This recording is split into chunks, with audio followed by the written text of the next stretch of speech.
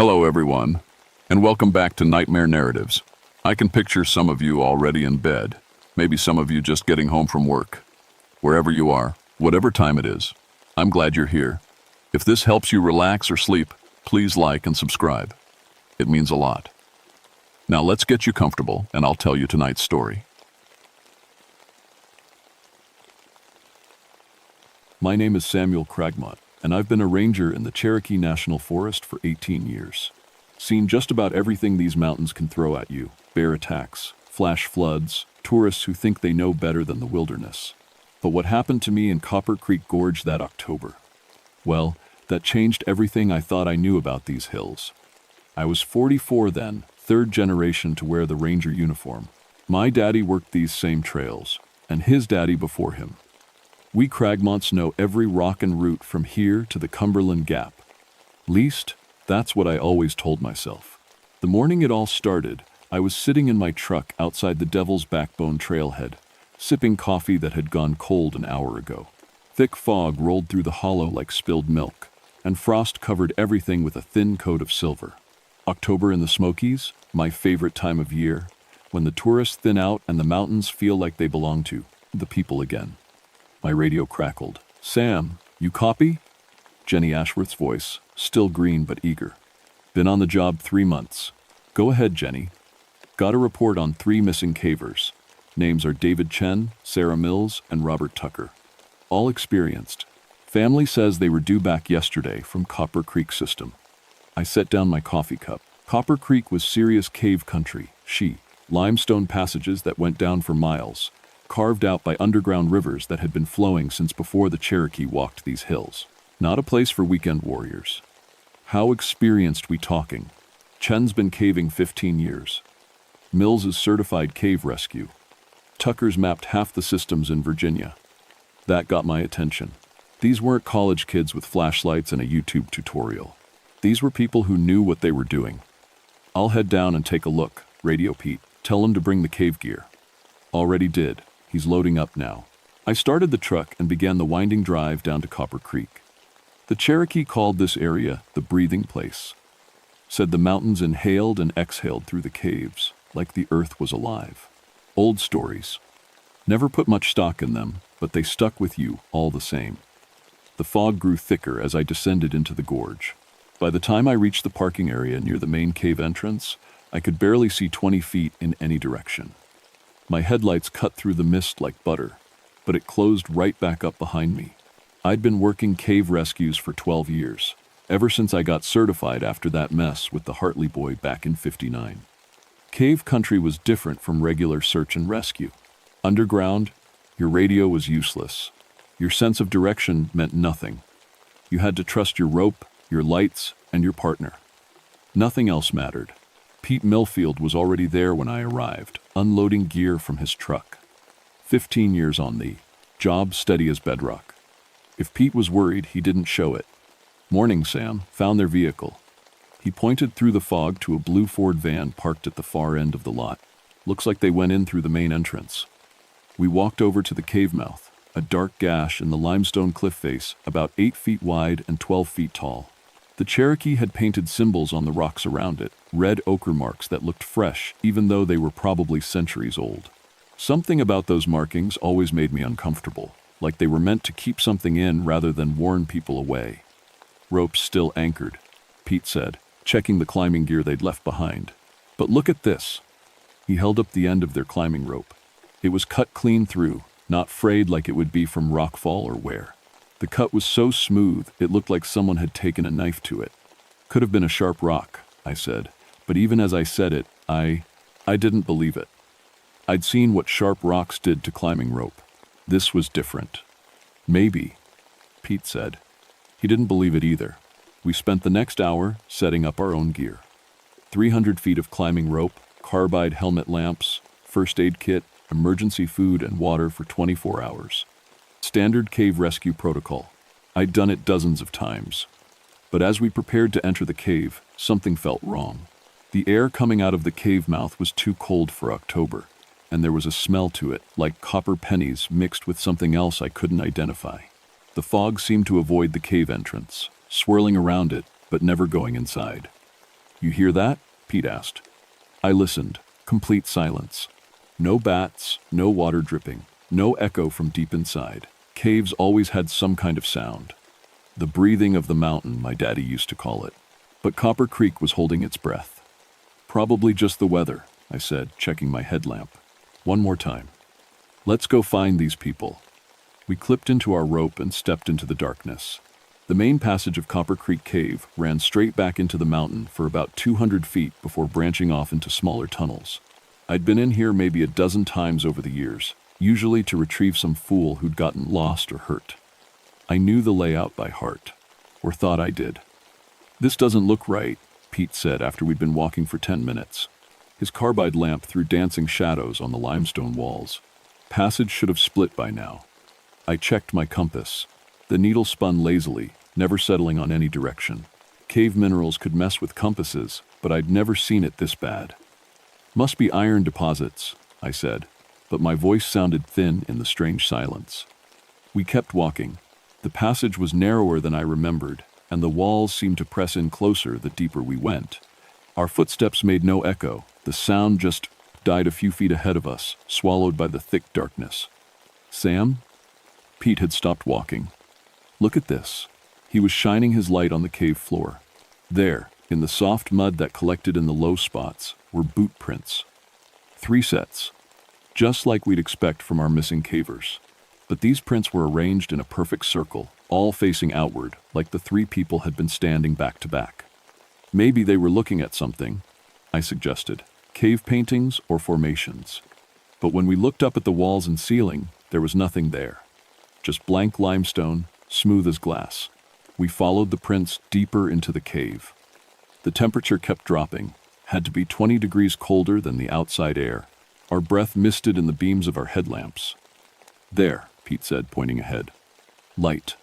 Sure enough, there was a faint glow coming from around a bend in the passage. We picked up our pace, thinking we'd found our missing cavers. But when we rounded the corner, the light was gone.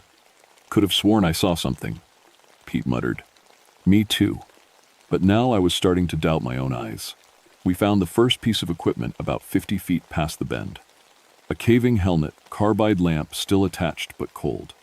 No damage to it, no signs of struggle. Just sitting there in the middle of the passage like someone had carefully placed it. David Chen was written on a piece of tape inside the helmet. "Why would he take off his helmet?" Pete asked. I didn't have an answer. In cave rescue training, they teach you that your helmet and lights are life. You never take them off. No matter what.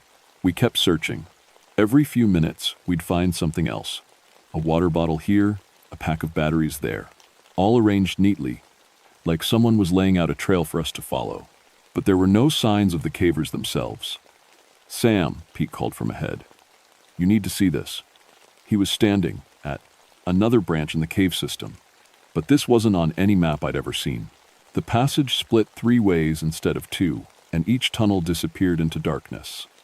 "This wasn't here last time I mapped this section," I said. "When was that?" 2 years ago. Caves don't just grow new passages in 2 years. But there it was, and carved into the limestone wall between the passages were fresh marks, symbols that looked almost like Cherokee pictographs, but wrong somehow.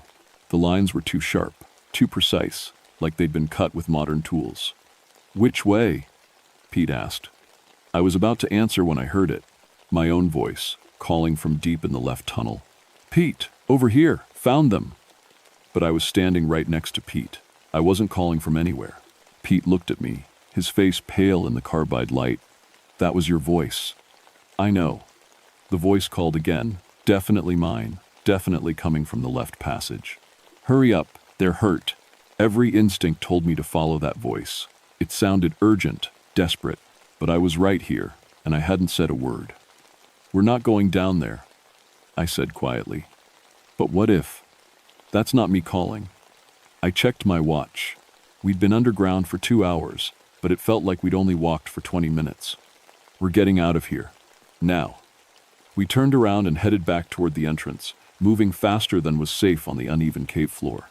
But behind us, the voice kept calling.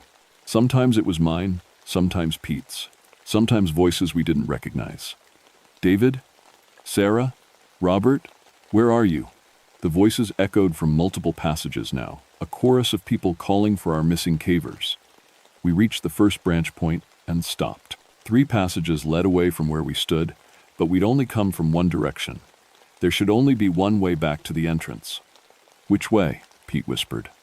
I looked at my compass again. Still spinning. No help there. That's when I saw my own boot prints in the mud. Not from when we'd walked in. These were coming from the passage to our right, leading toward where we stood. But I'd never been in that passage. I shined my light down the right tunnel and saw more footprints. 2 sets this time, mine and Pete's, heading away from us into the darkness. Like we'd already walked that way, even though we'd never been there. "Sam." Pete's voice was shaking now. "Look." He was pointing at the wall. There, carved into the limestone in fresh letters, were our names. Samuel Cragmont and Peter Millfield. Below that, a date from 3 days ago. But 3 days ago, I'd been replacing a bridge railing 20 miles from here. I'd never been in this cave 3 days ago. Behind us, the voices were getting closer. We chose the middle passage and ran. The carbide flames on our helmets flickered in the rushing air, throwing wild shadows that seemed to reach for us with grasping 2 fingers. The voices behind us had multiplied. Now it sounded like dozens of people calling from the depths of the cave. "Sam, Pete, help us. We're lost. Something's down here with us." But underneath all those familiar voices was something else.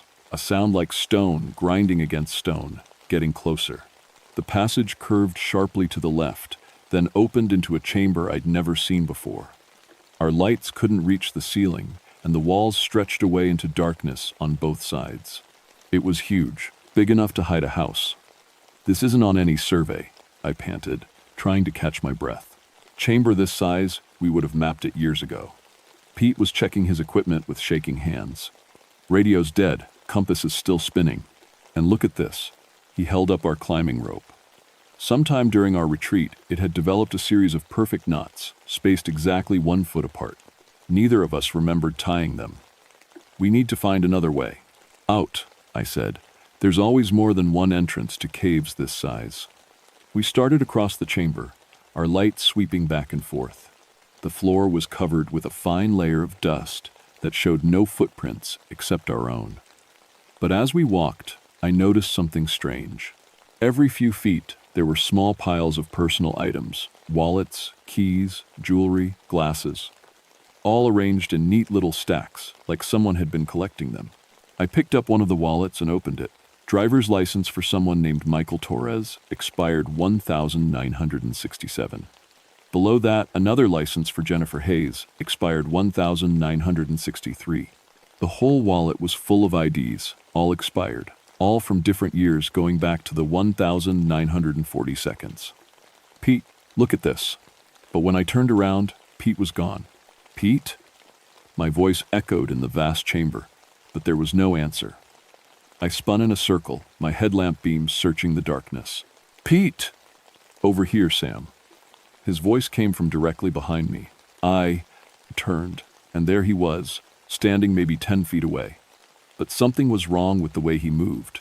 Too stiff, like someone working a marionette. "Where did you go?" "I was right here the whole time."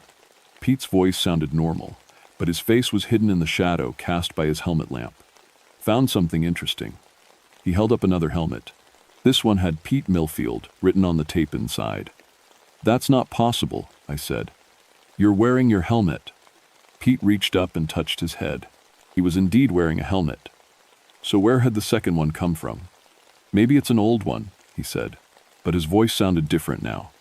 Flatter, like he was reading from a script. "Pete, we need to get out of here, right now." "Sure, Sam, whatever you say." But he didn't move. Just stood there, holding the duplicate helmet, his face still hidden in shadow. I backed away slowly, my hand moving to the iron carabiner on my belt. My grandfather had given it to me when I first became a ranger, said iron was good protection in the mountains. Always thought it was just superstition. "Pete, step into the light." "Why would I do that, Sam? I can see fine from here." That's when I knew. The real Pete was afraid of the dark, had been ever since he was a kid. He never stood in shadows if he could help it, always positioned himself where his light could reach. This thing wearing Pete's face and voice wasn't Pete at all. I ran. Behind me, The thing that looked like Pete started laughing. Not Pete's laugh, something cold and hollow that echoed off the chamber walls like breaking glass. Then I heard it following me. But the footsteps weren't right. Too many of them, like multiple people walking in perfect unison. I reached the far wall of the chamber and found an opening, a narrow passage that led upward at a steep angle. I squeezed through and kept climbing, my lungs burning in the thin cave air. The passage opened into another chamber, smaller this time. My light revealed cave paintings on the walls, Cherokee symbols and figures, but also something else. Modern additions, drawn in what looked like charcoal. Stick figures arranged in groups, all facing a large shape in the center. The shape had no features, just a human outline filled with solid black. Below the drawings, someone had written in English, "It takes everything." That's when I heard my own voice calling from behind me. "Pete, where are you?" Pete. The thing had taken my voice now, using it to call for the real Pete. If Pete was still alive somewhere in this maze, he might answer. He might come running toward what he thought was me. I kept moving, following a passage that angled upward toward what I hoped was another entrance. The walls here were covered with more drawings, and I could see they told a story. Figures entering the cave, the hollow shape approaching them, the figures becoming hollow themselves, their faces empty circles. The last drawing showed the hollow figures walking out of the cave, back to the world above. My radio crackled suddenly, making me jump. Static at first, then voices, clear as day. "Cherokee National Forest, this is Ranger Cragmont. 3 cavers found safe, heading back to base." That was my voice on the radio. But I was right here, and I hadn't called anyone. "Copy that, Sam. Good work." Jenny's voice, responding to whatever was pretending to be me on the surface. I tried to key my own radio, but it was completely dead. No power, no static, nothing. But somehow, something else was using my voice, my call sign, reporting that the mission was complete. The passage curved again and opened into the biggest chamber yet. This one had a high ceiling covered with flowstone formations that looked like frozen waterfalls. And in the center of the chamber, sitting perfectly still, were 3 people, David Chen, Sarah Mills, and Robert Tucker. Our missing cavers. They were sitting in a circle, facing outward, just like their footprints in the mud. Their eyes were open, but they didn't blink. They didn't move at all. "David?" I called softly. "Sarah?" No response.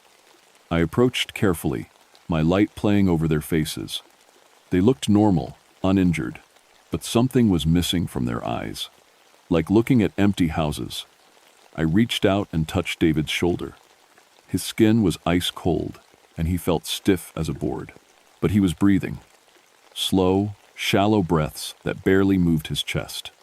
"Can you hear me?" David's head turned toward me with a mechanical motion. His mouth opened, and my own voice came out. "Help us, Pete. We're lost in the cave. Something's hunting us."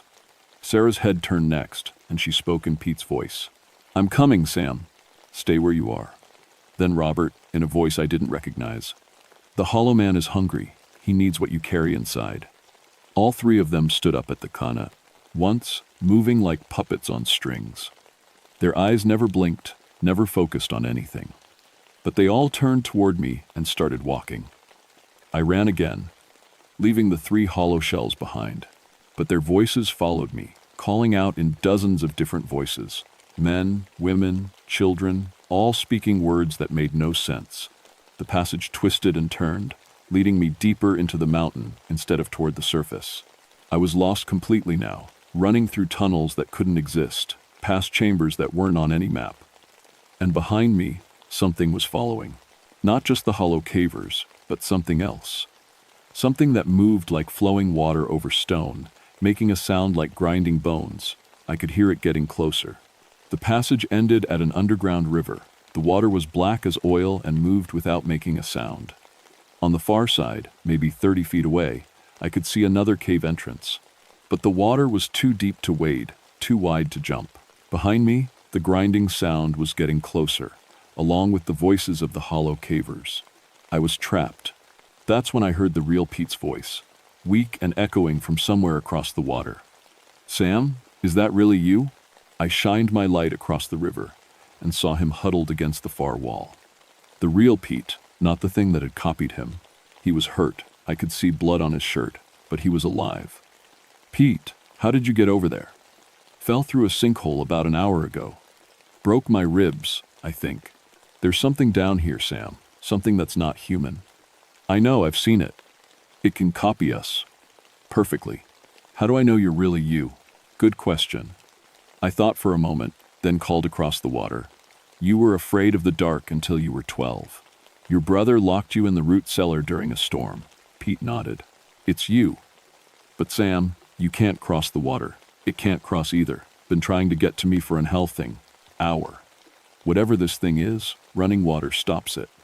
The grinding sound was right behind me now.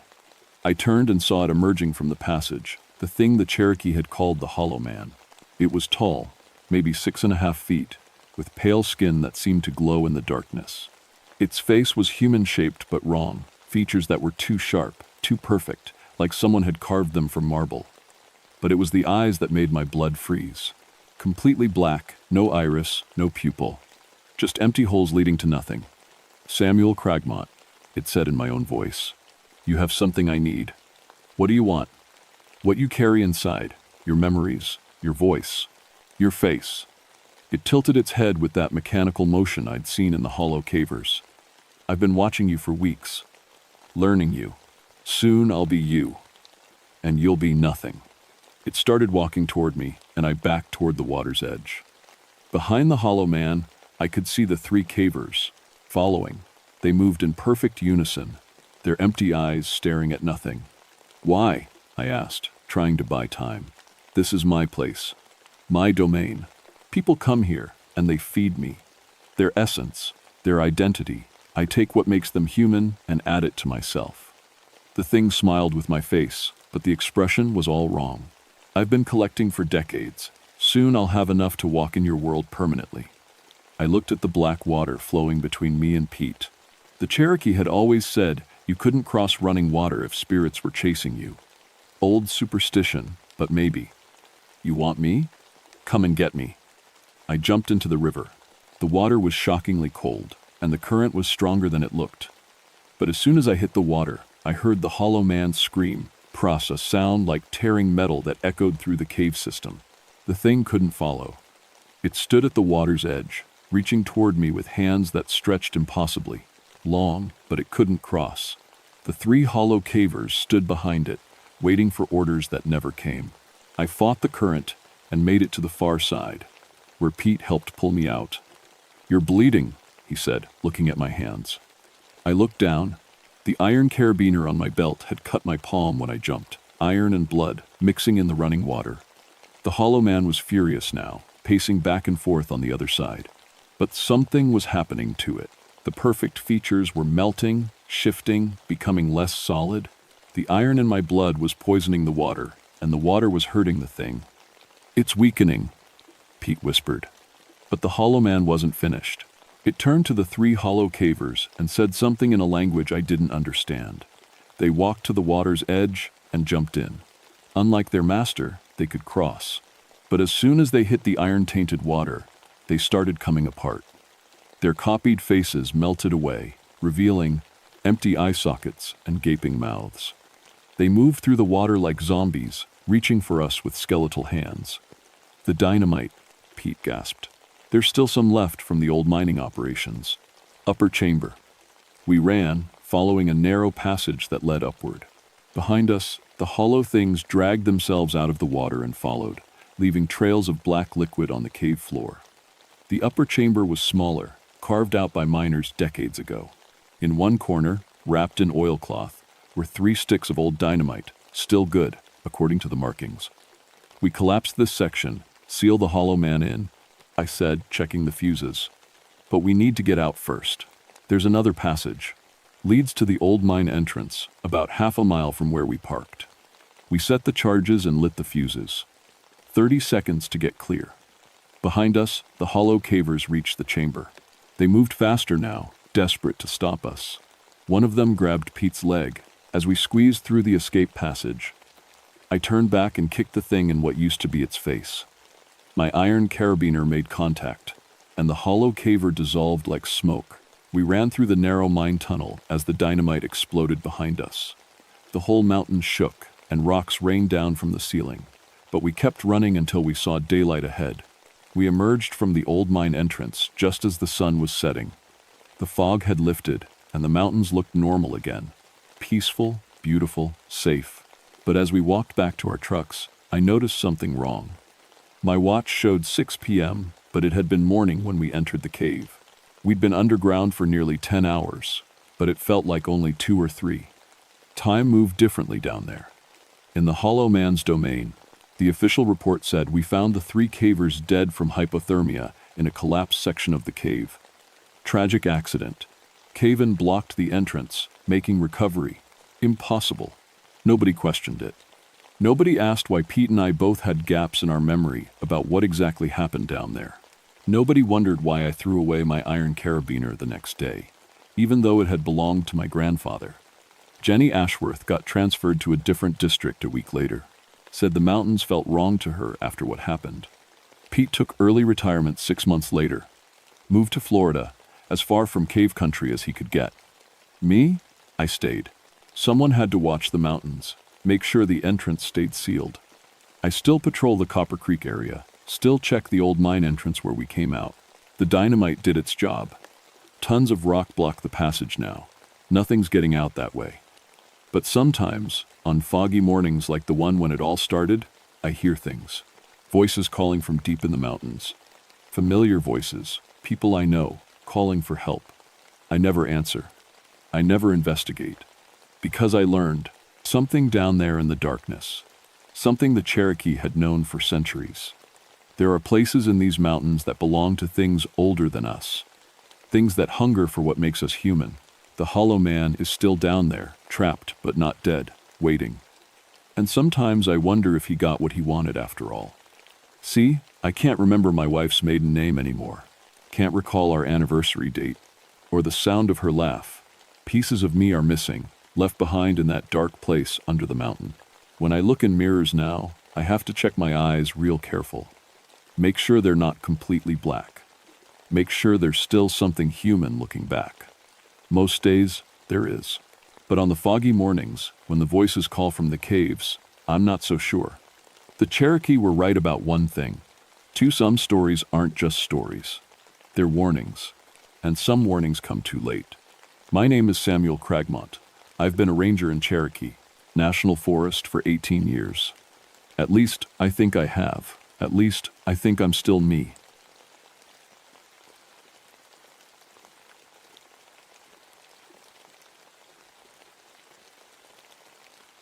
My name is Robert Shadwick, and I've been watching these mountains for 12 years now.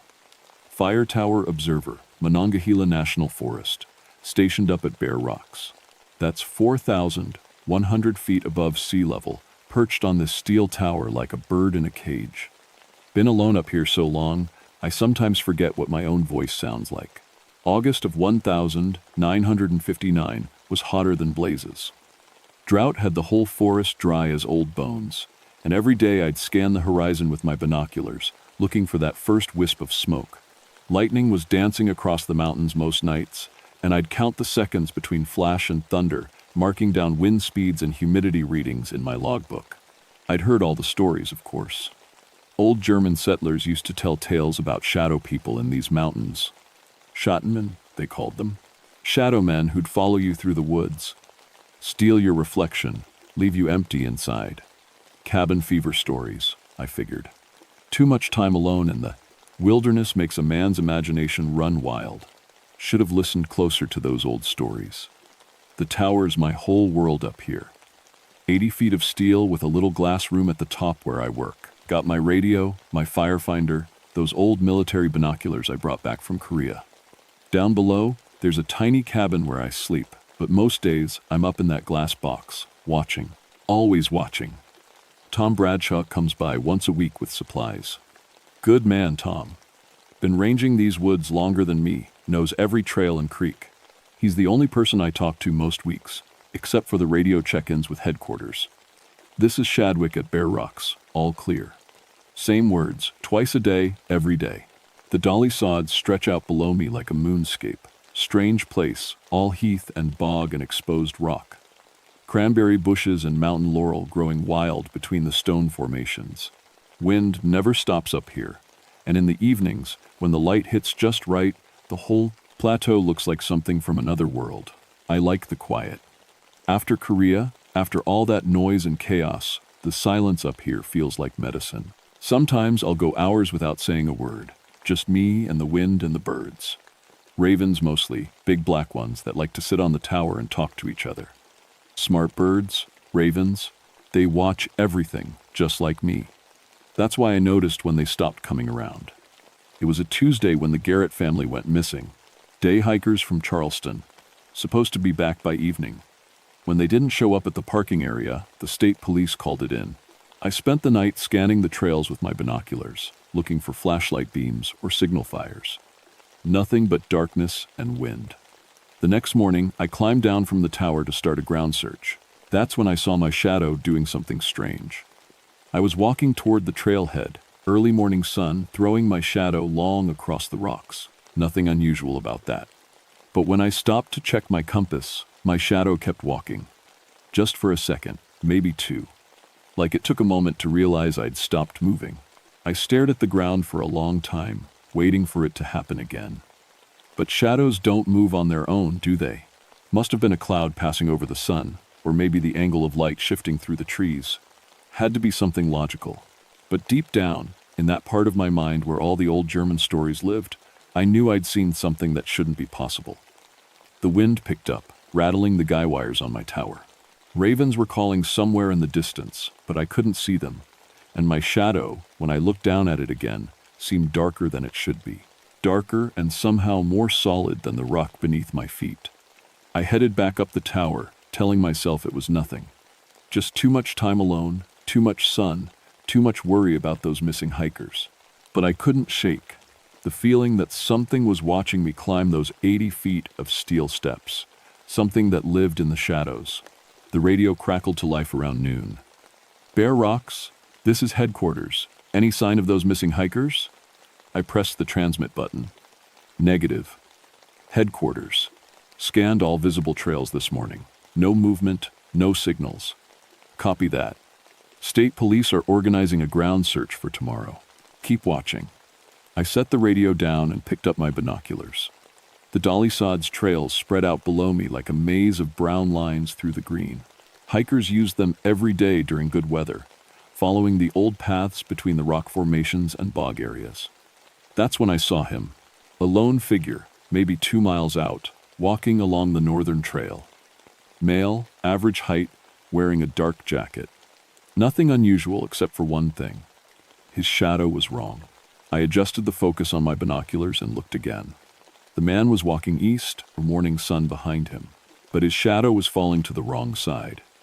It should have been in front of him, long and dark on the trail. Instead, it stretched out to his left, like the sun was somewhere it couldn't possibly be.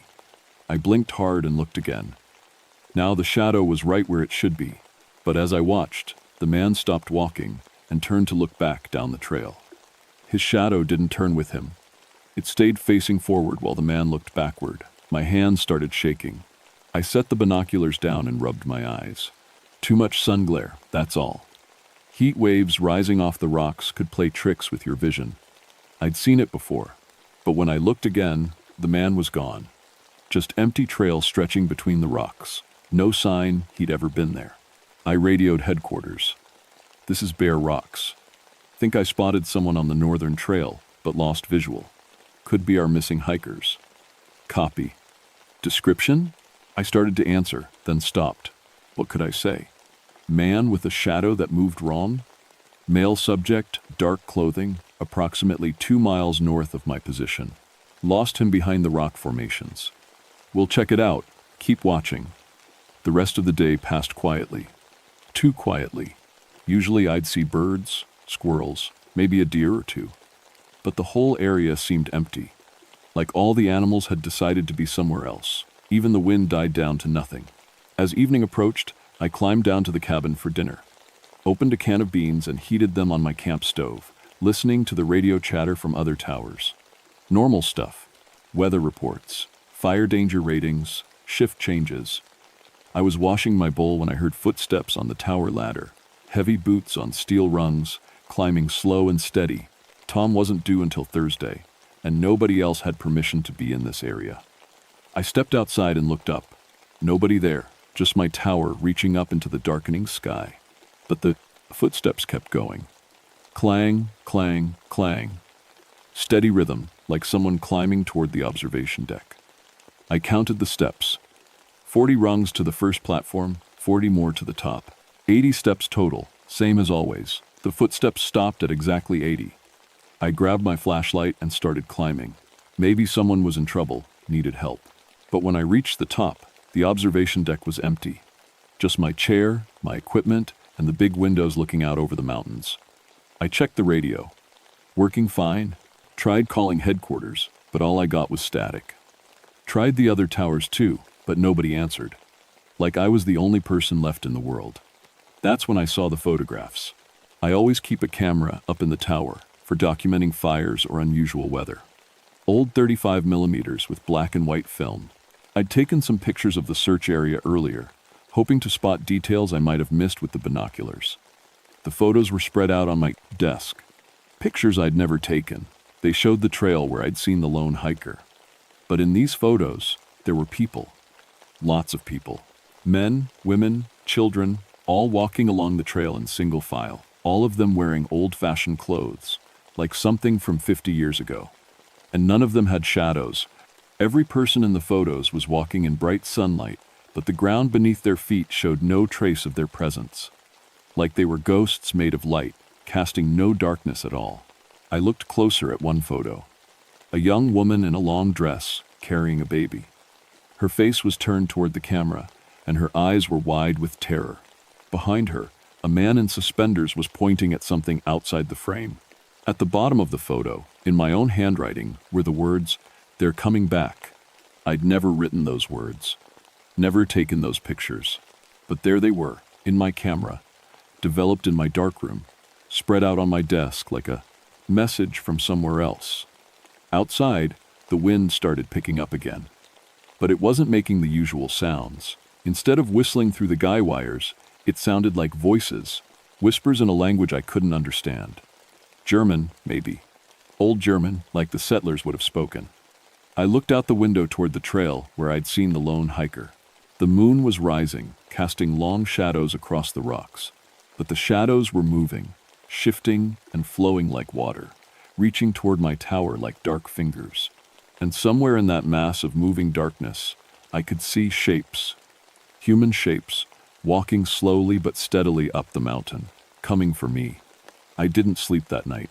Sat up in the tower with my flashlight and radio, watching those shadows move across the landscape like a slow, dark tide. Every time I thought I was imagining things, I'd see another shape detach itself from the darkness and start climbing toward me. By morning, they were gone.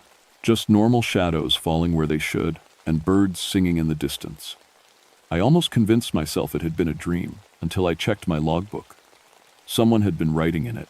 Pages and pages of entries in handwriting that looked like mine, but wasn't quite right. The letters were too sharp, too angular, like someone was trying to copy my style but couldn't get it perfect. Day 1, they found me. Day 2, can't tell which thoughts are mine anymore. Day 3, the shadow man showed me where the hikers went. Day 4, I understand now. The Germans were right. The dates went back 3 weeks.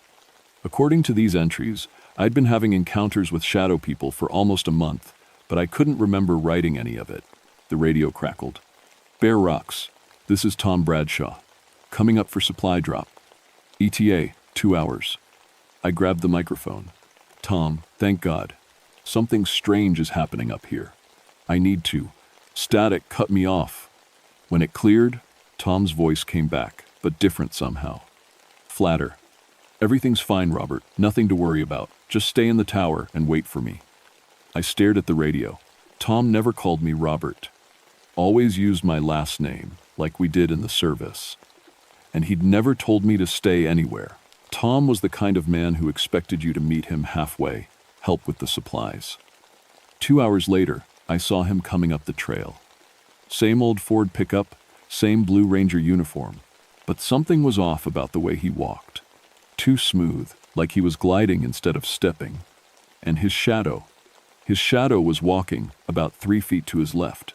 I climbed down to meet him, but stayed near the tower base. "Tom, you okay?" He looked up at me and smiled. Same face, same weathered features, but his eyes were completely black. No whites, no pupils, just empty darkness. "Everything's fine, Robert," that flat voice again. "Just need to check your equipment, make sure everything's fine, working properly." "Since when do you check my equipment?" Tom's smile got wider. Too wide. "Since the shadow people told me to. That's when I ran. I scrambled up the tower ladder faster than I'd ever climbed before." Behind me, I could hear Tom laughing, but it didn't sound like him anymore. It sounded like a dozen voices laughing at once, echoing off the rocks. I reached the observation deck and slammed the trapdoor shut, then dragged my desk over to hold it down. The radio was squawking with chatter from other towers, but when I tried to respond, all I got was that same flat voice. "Everything's fine, nothing to worry about." I looked out the windows. Tom was standing at the base of the tower, perfectly still. His shadow was moving around him in slow circles, independent of his body. As I watched, more shadows began emerging from the rocks and trees. Dozens of them, all human-shaped but too dark, too solid. They surrounded the tower like a crowd at a funeral. The photographs on my desk had changed again. Now they showed the missing Garrett family.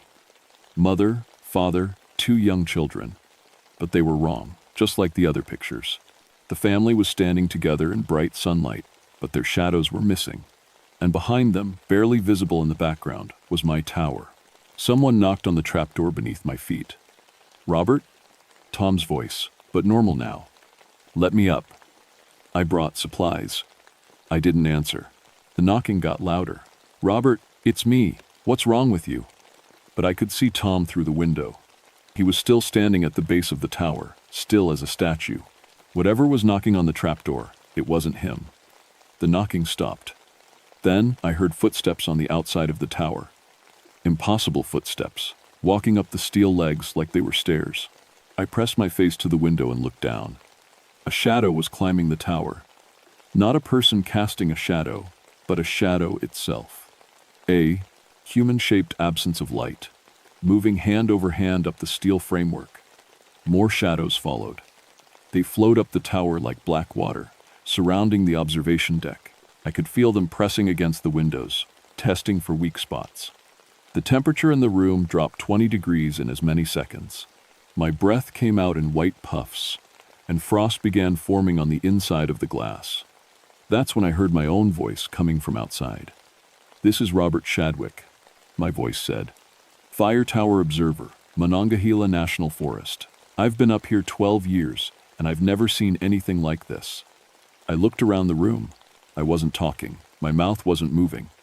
But my voice continued outside, telling my story to an invisible audience. "The shadow people are real," my voice said. "They've been here all along, waiting in the spaces between light and dark, and now they want me to join them." One of the windows cracked. Not from pressure, but from cold. The frost was spreading, and through it I could see shapes moving. Human faces pressed against the glass, but made of nothing but darkness. I recognized some of them.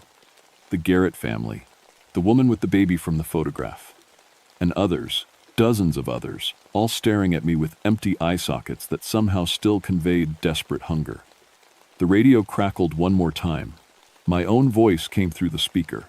"This is my last transmission. If you're listening to this, stay away from the fire towers. The shadows are collecting people, and once they have your shade, you belong to them forever."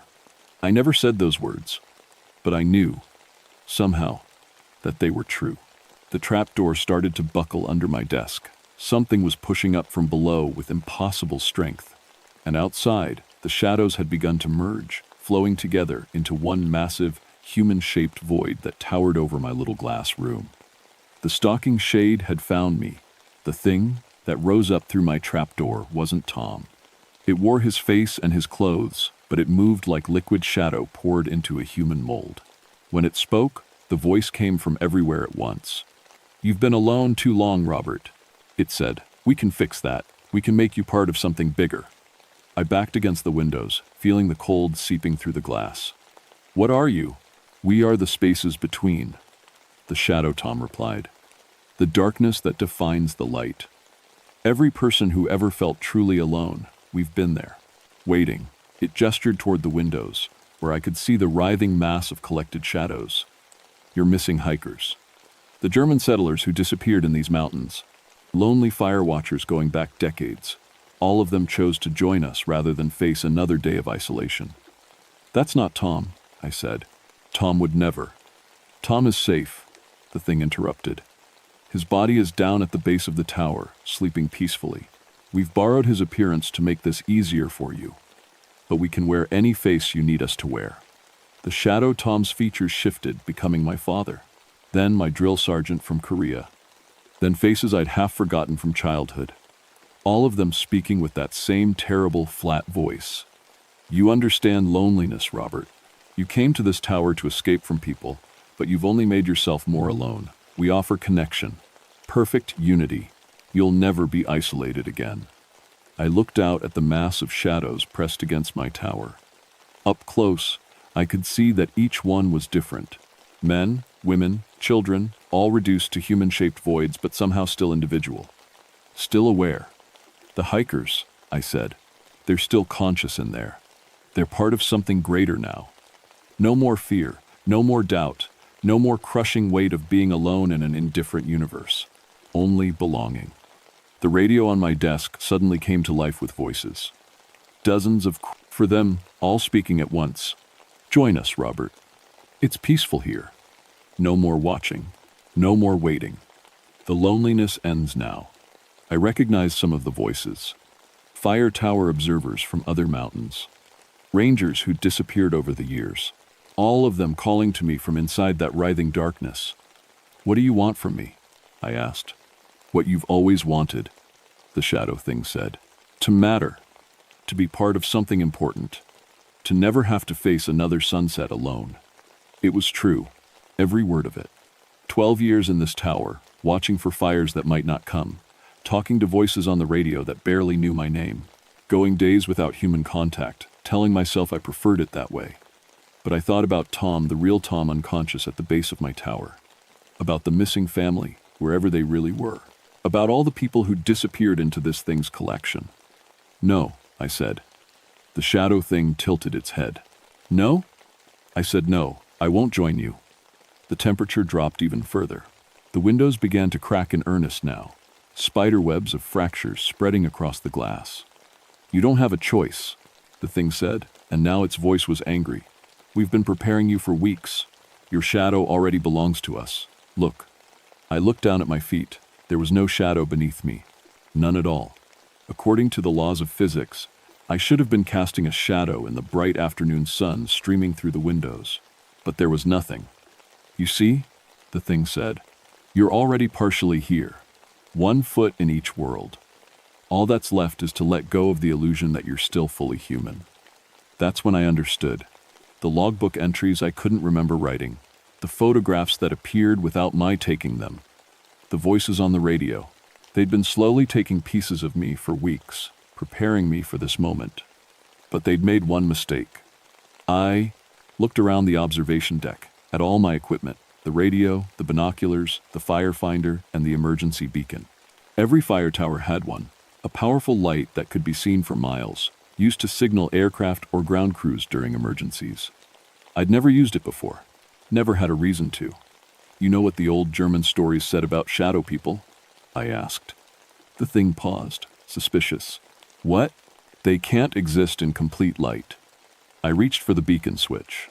Or complete darkness. They need the boundary between the two. I flipped the switch. The beacon blazed to life with the power of 10,000 candles, flooding the observation deck with white-hot light. The shadow thing shrieked and began to dissolve, its borrowed features melting away like wax. Outside, the mass of collected shadows recoiled from the windows, pulling back into the forest. But I could still see them, writhing in the spaces between the trees, held at bay but not destroyed. The radio crackled with screams of rage and pain, dozens of voices crying out in languages I didn't recognize. The collected souls weren't free yet. They were still trapped, still bound to the thing that had taken them. I cranked the beacon to maximum power and pointed it down at the base of the tower. The light swept across the rocks like a searchlight, and wherever it touched, shadows fled. Tom's body was there, unconscious but breathing. But the shadows were regrouping. I could see them massing at the edge of the light's reach, waiting for the beacon to burn out or for me to turn it off. I had to do something permanent. I kept the beacon running all night, sweeping it back and forth across the forest. Every time the light touched the collected shadows, they screamed and pulled back. But they didn't disappear. They were waiting for me to weaken, to run out of power, to make a mistake. By dawn, the beacon was running low on battery power. The light was getting dimmer, and the shadows were creeping closer. I could see them at the edge of the tree line, testing the boundaries of the light. That's when Tom woke up. I watched him through the windows as he sat up slowly, shaking his head like he was trying to clear it. He looked around in confusion, then up at my tower. When he saw the beacon flashing, he scrambled to his feet and started climbing. "Robert," he called out, "what the hell's going on up there?" The real Tom. I could tell by his voice, by the way he moved. Whatever had worn his face the day before was gone, at least for now. I opened the trapdoor as he reached the top. "Tom, listen to me carefully. We need to get out of here. There's something in these woods, something that collects people's shadows." He stared at me like I'd lost my mind. "Shadows? Robert, you've been alone up here too long. You're talking crazy." "Look at the forest," I said. "Really look." Tom turned to the windows and squinted into the dawn light. I saw his expression change as he spotted them, dark shapes moving between the trees, too black to be natural shadows, too purposeful to be anything but alive. "Jesus Christ," he whispered. "What are those things?" "The stalking shade," I said. "That's what the old German settlers called it. It feeds on isolation, on people who spend too much time alone. It's been collecting shadows for over 200 years. The beacon flickered and dimmed. The battery was almost dead. "We need to go," I said. "Now, while there's still some light." We climbed down as fast as we could, Tom supporting me when my legs shook from exhaustion. At the base of the tower, I could see where the shadows had been. The ground was scorched in perfect human outlines, like atomic shadows burned into concrete. Tom's truck was still there, untouched. We threw ourselves inside and he gunned the engine, racing down the mountain road with the rising sun behind us. In the rearview mirror, I could see the shadows flowing back toward my tower like a dark tide. They didn't follow us into the full daylight, but I knew they were still there, waiting for the next lonely soul to wander into their territory. Tom drove me to the ranger station and called headquarters. I told them about the missing hikers, about the strange occurrences, about finding evidence of people in the forest who shouldn't have been there. I didn't mention the shadows. Who would believe that? They found the Garrett family 3 days later, wandering near the highway 20 miles away. No memory of where they'd been, no idea how they'd gotten so far from the trail. When the doctors examined them, they found something strange. The family cast no shadows for exactly 24 hours after they were found. I put in for a transfer immediately. Couldn't stand the thought of going back to that tower, of spending another night alone with those things waiting in the darkness. They stationed me at a busy campground instead, where there are always people around, always voices, always light. But I still check my shadow every morning when I wake up. Still watch to make sure it moves when I move, falls where it should fall. Because I know the truth now. We're all just one moment of isolation away from losing ourselves completely. The other fire towers in the region have been reporting strange incidents lately. Equipment malfunctions, missing time, observers requesting transfers after only a few weeks on the job. Headquarters thinks it's just the stress of the work, the psychological pressure of spending so much time alone. They're wrong. The stalking shade is still out there, moving from tower to tower, mountain to mountain, looking for people who've forgotten how to connect with others, who've chosen solitude over the messy complications of human relationship. I've started visiting the fire towers on my days off, bringing supplies and conversation to the Pyre Press, observers stationed there. Most of them think I'm just being friendly. A few of them understand. They've seen things they can't explain, felt presences they can't describe. I tell them the same thing I'll tell you. Watch your shadow. Make sure it stays where it belongs. And whatever you do, don't spend too much time alone. The darkness is always waiting for us to forget that we need each other. And it's getting stronger.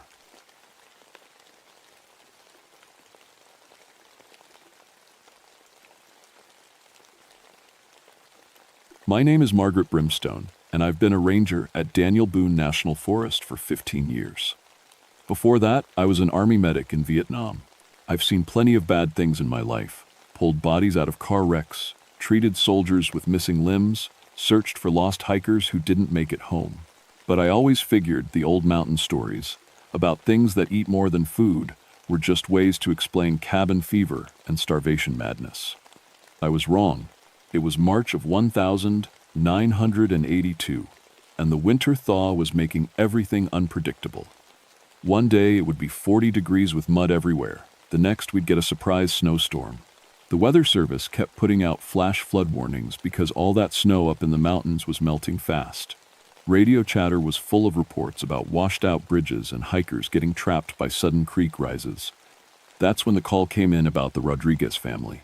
They were experienced winter campers from Louisville, UFL, parents, and 2 teenage kids who'd planned a 5-day backcountry trip through Clifty Wilderness. They had all the right gear, knew the area well, and had filed a proper trip plan. When they didn't show up at the Natural Bridge parking area on Sunday evening, their neighbors called it in. I grabbed my radio and rescue pack and headed out in the Jeep. The Rodriguez family had planned to camp near Sky Bridge, about 20 miles from Highway 27. It's beautiful country, sandstone cliffs rising 200 feet, natural arches carved by millions of years of water, thick rhododendron bushes that create tunnels you can walk through. But it's also easy to get lost. All those gorges look the same, and if you take a wrong turn, you can end up miles from where you think you are. I set up base camp at the Natural Bridge parking area and called in Deputy Sheriff Rick Pemberton and the County Volunteer Rescue Squad. Rick was a good man, steady and reliable, with 20 years of experience finding lost folks in these mountains. The volunteers were local people who knew every deer trail and creek bed for 50 miles. We started the search Tuesday morning, following standard grid patterns. The weather was cooperating, clear skies, temperature in the low 40s. Perfect conditions for a ground search. I led one team up the main trail towards Sky Bridge, while Rick took another group along the creek beds, where people sometimes got turned around. The first thing that struck me was how quiet the forest was. Usually in March, you hear birds everywhere, robins, cardinals, woodpeckers working the dead trees. But as we got deeper into the wilderness, the sounds just stopped. Not gradually, like when you're moving away from civilization. All at once, like someone had turned off a radio. "You notice how quiet it is?" asked Tommy Morrison, one of the volunteers. He was a local man who'd been hunting these woods since he was a kid. "Maybe the weather's got them." "Spooked," I said, but I didn't believe it. Animals know things we don't. When the forest goes completely silent, it usually means there's a predator around, a big one. We found their first campsite around noon. It was about 3 miles up the main trail, in a small clearing next to Rockbridge Creek. The site was clean, properly set up, with a fire ring made of local stones and their waste buried according to leave-no-trace principles. The Rodriguez family knew what they were doing, but something felt wrong about the place. The temperature seemed colder than it should be, even though we were in direct sunlight. I pulled out my thermometer and checked. 32 degrees, right at freezing. That was at least 10 degrees colder than it had been just a half-mile back down the trail. "Fresh snow," said Tommy, pointing to white patches around the fire ring. That stopped me cold. The Weather Service hadn't predicted any snow, and it was 40 degrees when we'd started the search. But there it was, maybe an inch of fresh powder, but only in a circle about 20 feet across. Outside that circle, the ground was just normal March mud. I radioed Rick to report what we'd found. The radio crackled with static, which was unusual for this area. Usually, we got clear communication from anywhere along the main trail. "Any sign of the family?" Rick's voice came through, broken up. "Negative.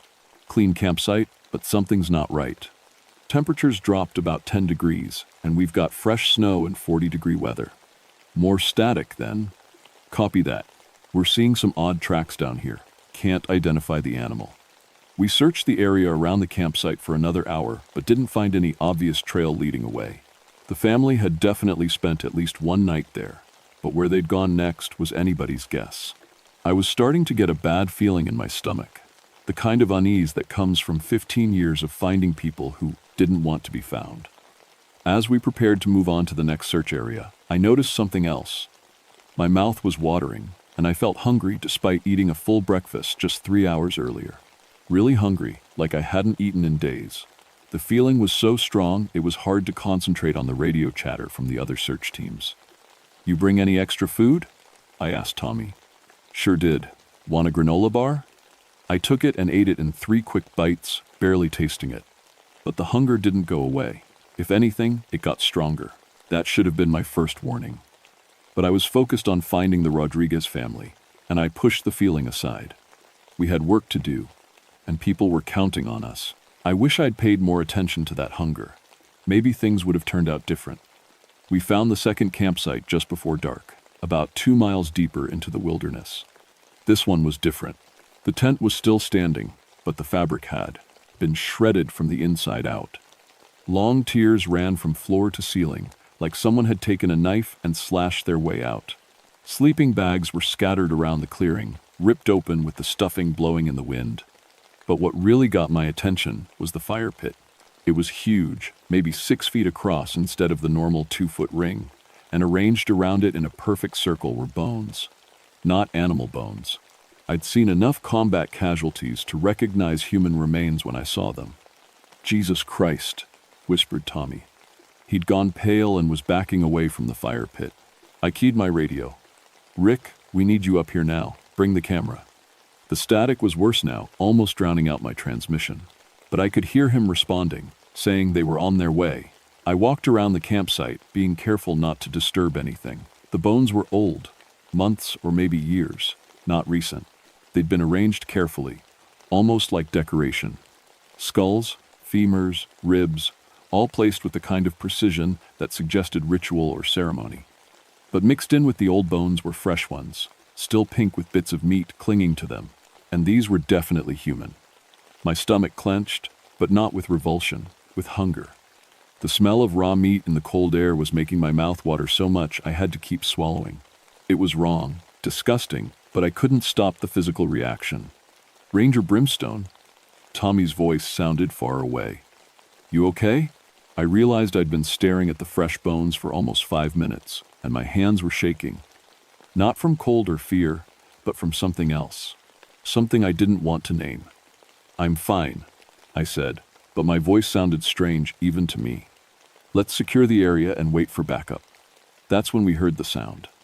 It started low, like wind through the trees. But there was no wind. The air was completely still.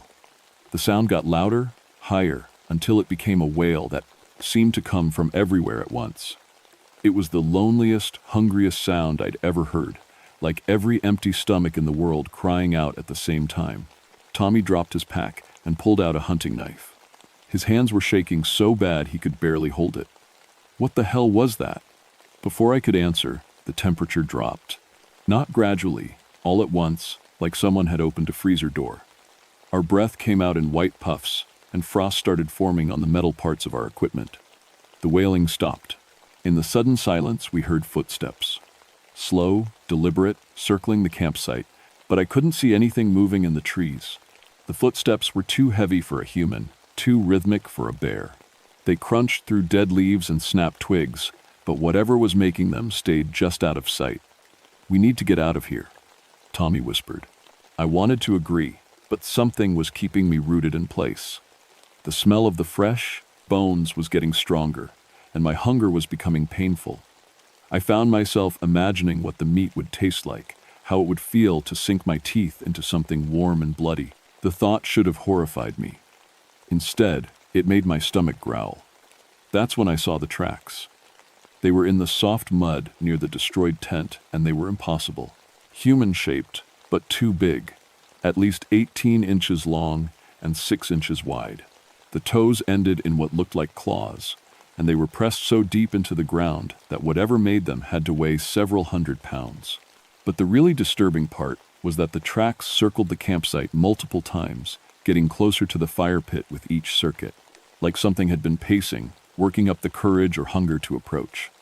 "Look at this," I called Tommy over.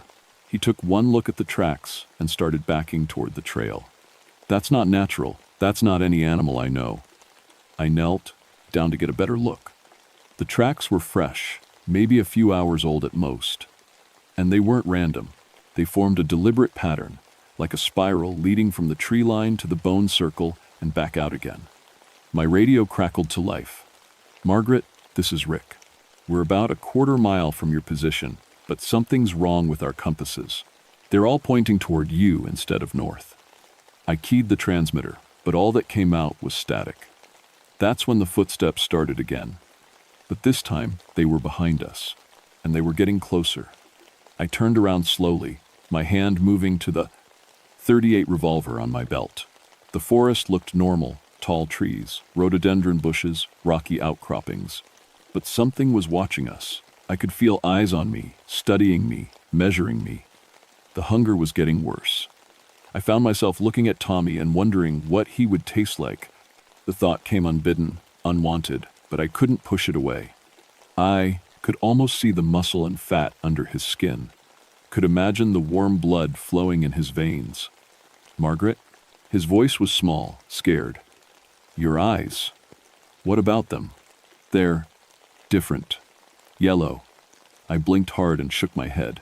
When I looked at him again, the hunger faded slightly, but it didn't go away. It was like a constant ache now, gnawing at my insides.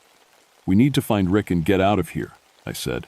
But as we started back down the trail, I caught myself looking over my shoulder at the bone circle. Part of me, a part that was growing stronger by the minute, wanted to go back and take some of those fresh bones with me, just in case we got really hungry. We found Rick's team 3 hours later, but we almost didn't recognize them. They were huddled around a small fire in a clearing about a mile from the bone circle. 5 grown men, all experienced outdoorsmen, sitting close together like scared children. Their eyes kept darting to a tree line, and every few minutes one of them would get up and pace around the fire. "Rick?" I called out as we approached. He spun around, and I saw immediately that something was wrong. His face was gaunt, like he'd lost 20 pounds since morning. His cheeks were sunken, and his eyes had a wild, desperate look. "Margaret, thank God. We need to get out of here. Now." "What happened to your team?" "Jerry's gone." Rick's voice was shaky. He was on watch around midnight, and when we woke up, we found his sleeping bag torn to shreds. No sign of him anywhere. I looked around at the other men. They all had the same hollow-eyed look as Rick, and I noticed they were all chewing on something, sticks, pieces of leather, even their own fingernails, like they couldn't stop their mouths from moving. "When's the last time you ate?" I asked. "This morning," said Bill Caskey, one of the volunteers. "But I'm so hungry I can barely think straight. We all are." That's when I realized the feeling had been growing in me too. Despite the granola bar and the sandwich I'd eaten at lunch, my stomach felt completely empty. Worse than empty, it felt like it was eating itself from the inside out. "We found evidence of the Rodriguez family," I told Rick. "But there's something else going on here. Something wrong." Before he could respond, we heard the wailing again, closer this time, and definitely coming from multiple sources. The sound seemed to surround us, echoing off the cliff faces and bouncing through the gorges until we couldn't tell where it was coming from. The temperature dropped 20 degrees in 30 seconds. "Put the fire out," I ordered. "What?" "No, we need the heat. Put it out now." Bill threw dirt on the flames, and we were plunged into darkness. The wailing got louder, and now we could hear movement in the trees around us. Lots of movement, like a whole pack of large animals circling our position. I pulled out my flashlight and played the beam across the tree line. Nothing. But the sounds continued. Branches breaking, leaves rustling, and underneath it all, a wet chewing noise that made my skin crawl. "What are they eating?" whispered Tommy. I didn't want to think about it. That's when the smell hit us. Sweet and coppery, like fresh meat left in the sun. But instead of making me sick, it made my mouth water. The hunger doubled, tripled, until it was all I could think about. I caught myself taking deep breaths, trying to pull more of that smell into my lungs. "Do you smell that?" Rick asked. His voice had changed, gotten deeper and rougher. "Yeah," said Bill. "Smells. Good." We all stood there in the dark, breathing in the smell of death and decay, and every one of us was thinking the same thing. We wanted to find whatever was making that smell and eat it. The rational part of my mind was screaming warnings, but it was getting harder to hear over the hunger. I found myself stepping toward the tree line, following the scent like a bloodhound. "Margaret, stop." Tommy grabbed my arm. "Look at yourself." I looked down and realized I was holding my knife. I didn't remember drawing it. The blade was reflecting my flashlight beam, and in that reflection, I saw my own face. My eyes were definitely yellow now, and my teeth looked longer, sharper. "What's happening to us?" I asked. Before anyone could answer, something crashed through the underbrush about 50 yards away. Then another crash, and another. Whatever was out there was big, and there were several of them. "Run," I said. We ran. Through the dark forest, stumbling over rocks and fallen logs, branches tearing at our clothes and faces. Behind us, the crashing sounds got closer, and mixed in with them was a new sound. Laughter. High-pitched, wild laughter that didn't sound quite human. We ran for maybe 20 minutes before Rick stumbled and fell. When we stopped to help, pan him up, I realized we were lost. Nothing around us looked familiar, and my compass was spinning wildly, unable to find magnetic north. "Where are we?" panted Bill. I tried to radio our base camp, but got nothing but static. The GPS unit was showing impossible readings. According to it, we were somewhere in the middle of the Red River, which was 3 miles away. That's when we saw the light. It was coming from a clearing ahead of us, warm and yellow like a campfire. But as we got closer, I realized it wasn't a fire at all. It was coming from the eyes of things sitting around a circle. Human shapes, but wrong. Too tall, too thin, with arms that hung down past their knees. Their skin was gray like old meat, and their eyes glowed with that same hungry yellow light I'd seen in my own reflection. And in the center of their circle was Jerry. He was alive but changed. His clothes were torn and bloody, and he was hunched over something on the ground, tearing at it with in his teeth. When he looked up at us, his face was smeared with blood, and his eyes had that same yellow glow. "Jerry?" Rick called out. Jerry smiled, showing teeth that had grown into fangs. "Come and eat," he said. "It's so good. You've never tasted anything so good." The tall gray things around the circle turned to look at us, and I could see they had been human once. Some still wore bits of clothing, remnants of hiking gear and camping equipment.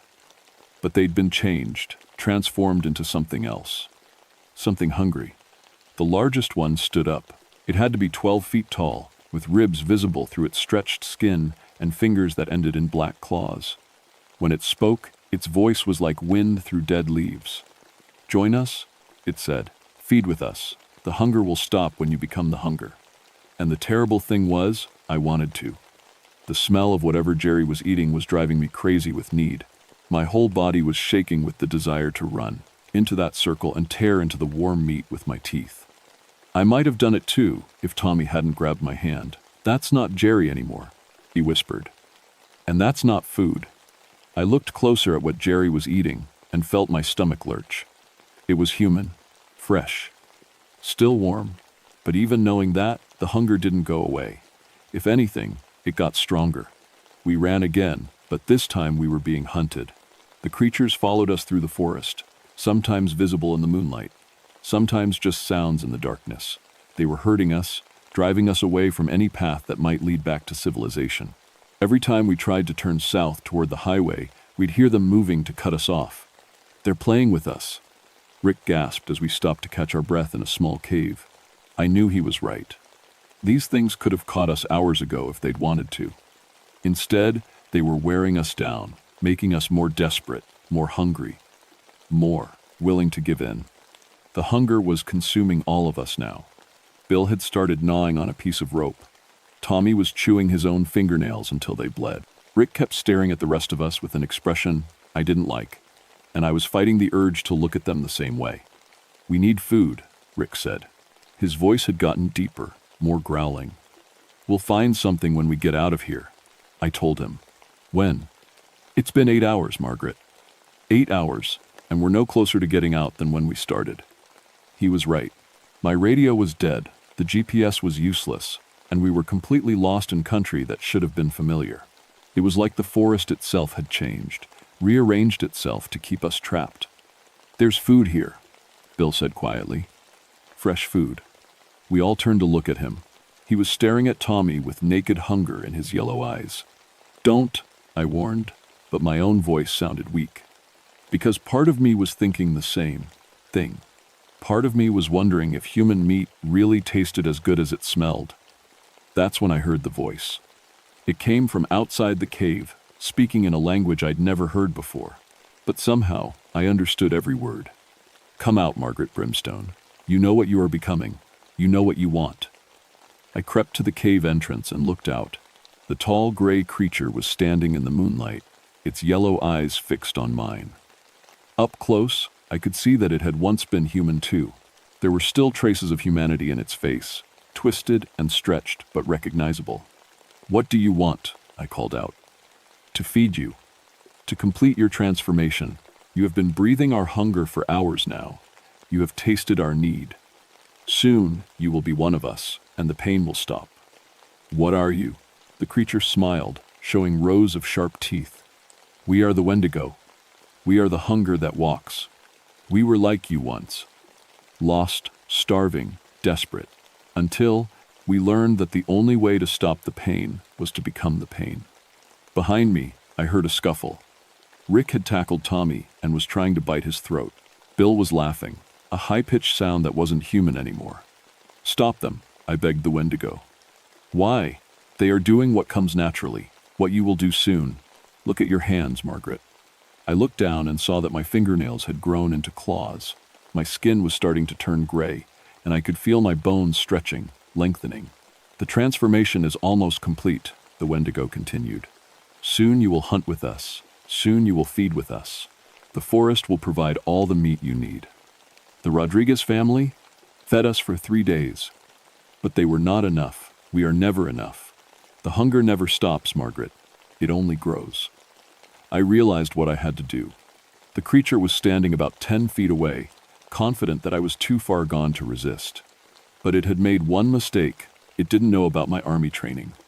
I still had my service revolver, and I still had 5 rounds of ammunition. More importantly, I remembered what my Cherokee grandmother had told me about iron. Old stories, legends I'd dismissed as superstition. Maybe they weren't just stories. I drew my gun and fired 3 shots center mass. The Wendigo staggered backward, black blood spraying from the wounds. It looked down at the holes in its chest with surprise. "Iron bullets," I said. "Blessed by a Cherokee medicine man before I started this job." That was a lie. They were just regular bullets. But the Wendigo believed it, and sometimes belief is enough. It screamed, a sound like winter wind and breaking bones, and collapsed. The other creatures in the forest answered with screams of their own, and I could hear them crashing through the underbrush toward our position. I turned back to the cave. Rick was on top of Tommy, blood on his mouth. Bill was watching with hungry fascination. "Rick, stop!" I pointed the gun at him. He looked up at me with yellow eyes that weren't human anymore.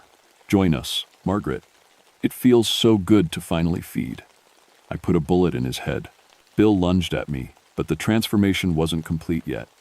He was still mostly human, still slow. I shot him too. Tommy was badly hurt but alive. His throat was torn, but he was conscious. "Can you walk?" I asked. He nodded weakly. The Wendigo screams were getting closer. I helped Tommy to his feet and we stumbled out of the cave. Behind us, the darkness was full of yellow eyes and the sound of claws on stone. We ran through the forest, guided only by moonlight and desperation. The hunger was still there, gnawing at my insides, but I fought it down. Every time I felt the urge to stop and feed, I thought about my daughters, about the oath I'd taken to protect people. It took us 6 hours to find the Red River.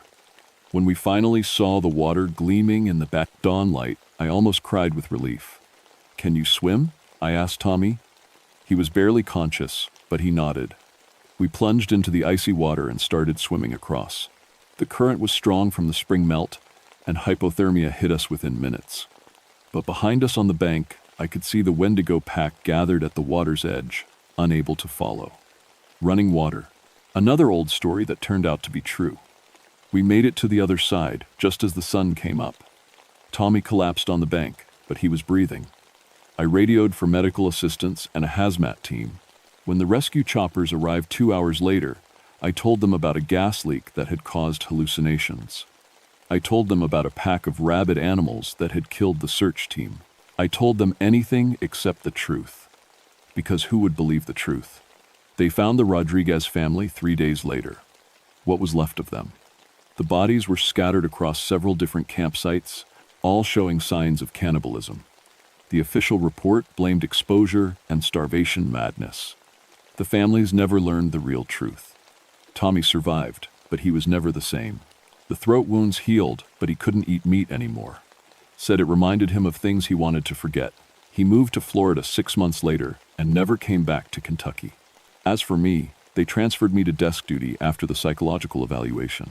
The department shrink said I was suffering from survivor's guilt and post-traumatic stress. He prescribed medication and therapy and told me the nightmares would fade with time. He was wrong about the nightmares. I can't trust my hunger anymore. Every time I feel my stomach empty, I remember that night in the forest. I remember how good the smell of blood and raw meat was, how much I wanted to join the circle and feed. Sometimes I catch myself licking my lips when I see a rare steak, and I have to leave the room. The worst part is the knowledge that they're still out there. Every winter, when food gets scarce and people get desperate, there are reports. Hikers disappearing in the backcountry, campsites found with evidence of cannibalism, strange tracks in the snow that don't match any known animal. The Forest Service investigates, but they never find anything. They write reports about exposure and animal attacks and dangerous wildlife. But I know what's really happening. The Wendigo are feeding. Sometimes I drive out to the edge of Clifty Wilderness and stand at the trailhead, listening. When the wind is right, I can still hear them calling to each other across the gorges. That same hungry wailing that haunted our search for the Rodriguez family. And sometimes, late at night when my own hunger gets too strong, I think about answering that call. The transformation never fully stopped, you see. I can feel it in my bones, in the yellow tinge that sometimes creeps into my eyes. The Wendigo touched. Something inside me that night planted a seed of their hunger that grows a little stronger every winter. I've managed to fight it off so far. But I'm getting older, and the hunger is getting stronger. How long before I can't resist anymore? How long before I become what I once hunted? Last week, a family of 4 went missing in the Red River Gorge area. The search team found their campsite abandoned, with signs of a struggle. They asked me to consult on the case, share my expertise. I told them I was retired, but I know I'll have to go back eventually. When the hunger gets too strong, when I can't trust myself around other people anymore, I'll drive out to that trailhead one last time. Maybe I'll fight them again. Maybe I'll try to stop them from taking more families. Or maybe I'll finally stop fighting and join the pack. Either way, the hunger will end. The forest is patient. It can wait, and so can I. For now,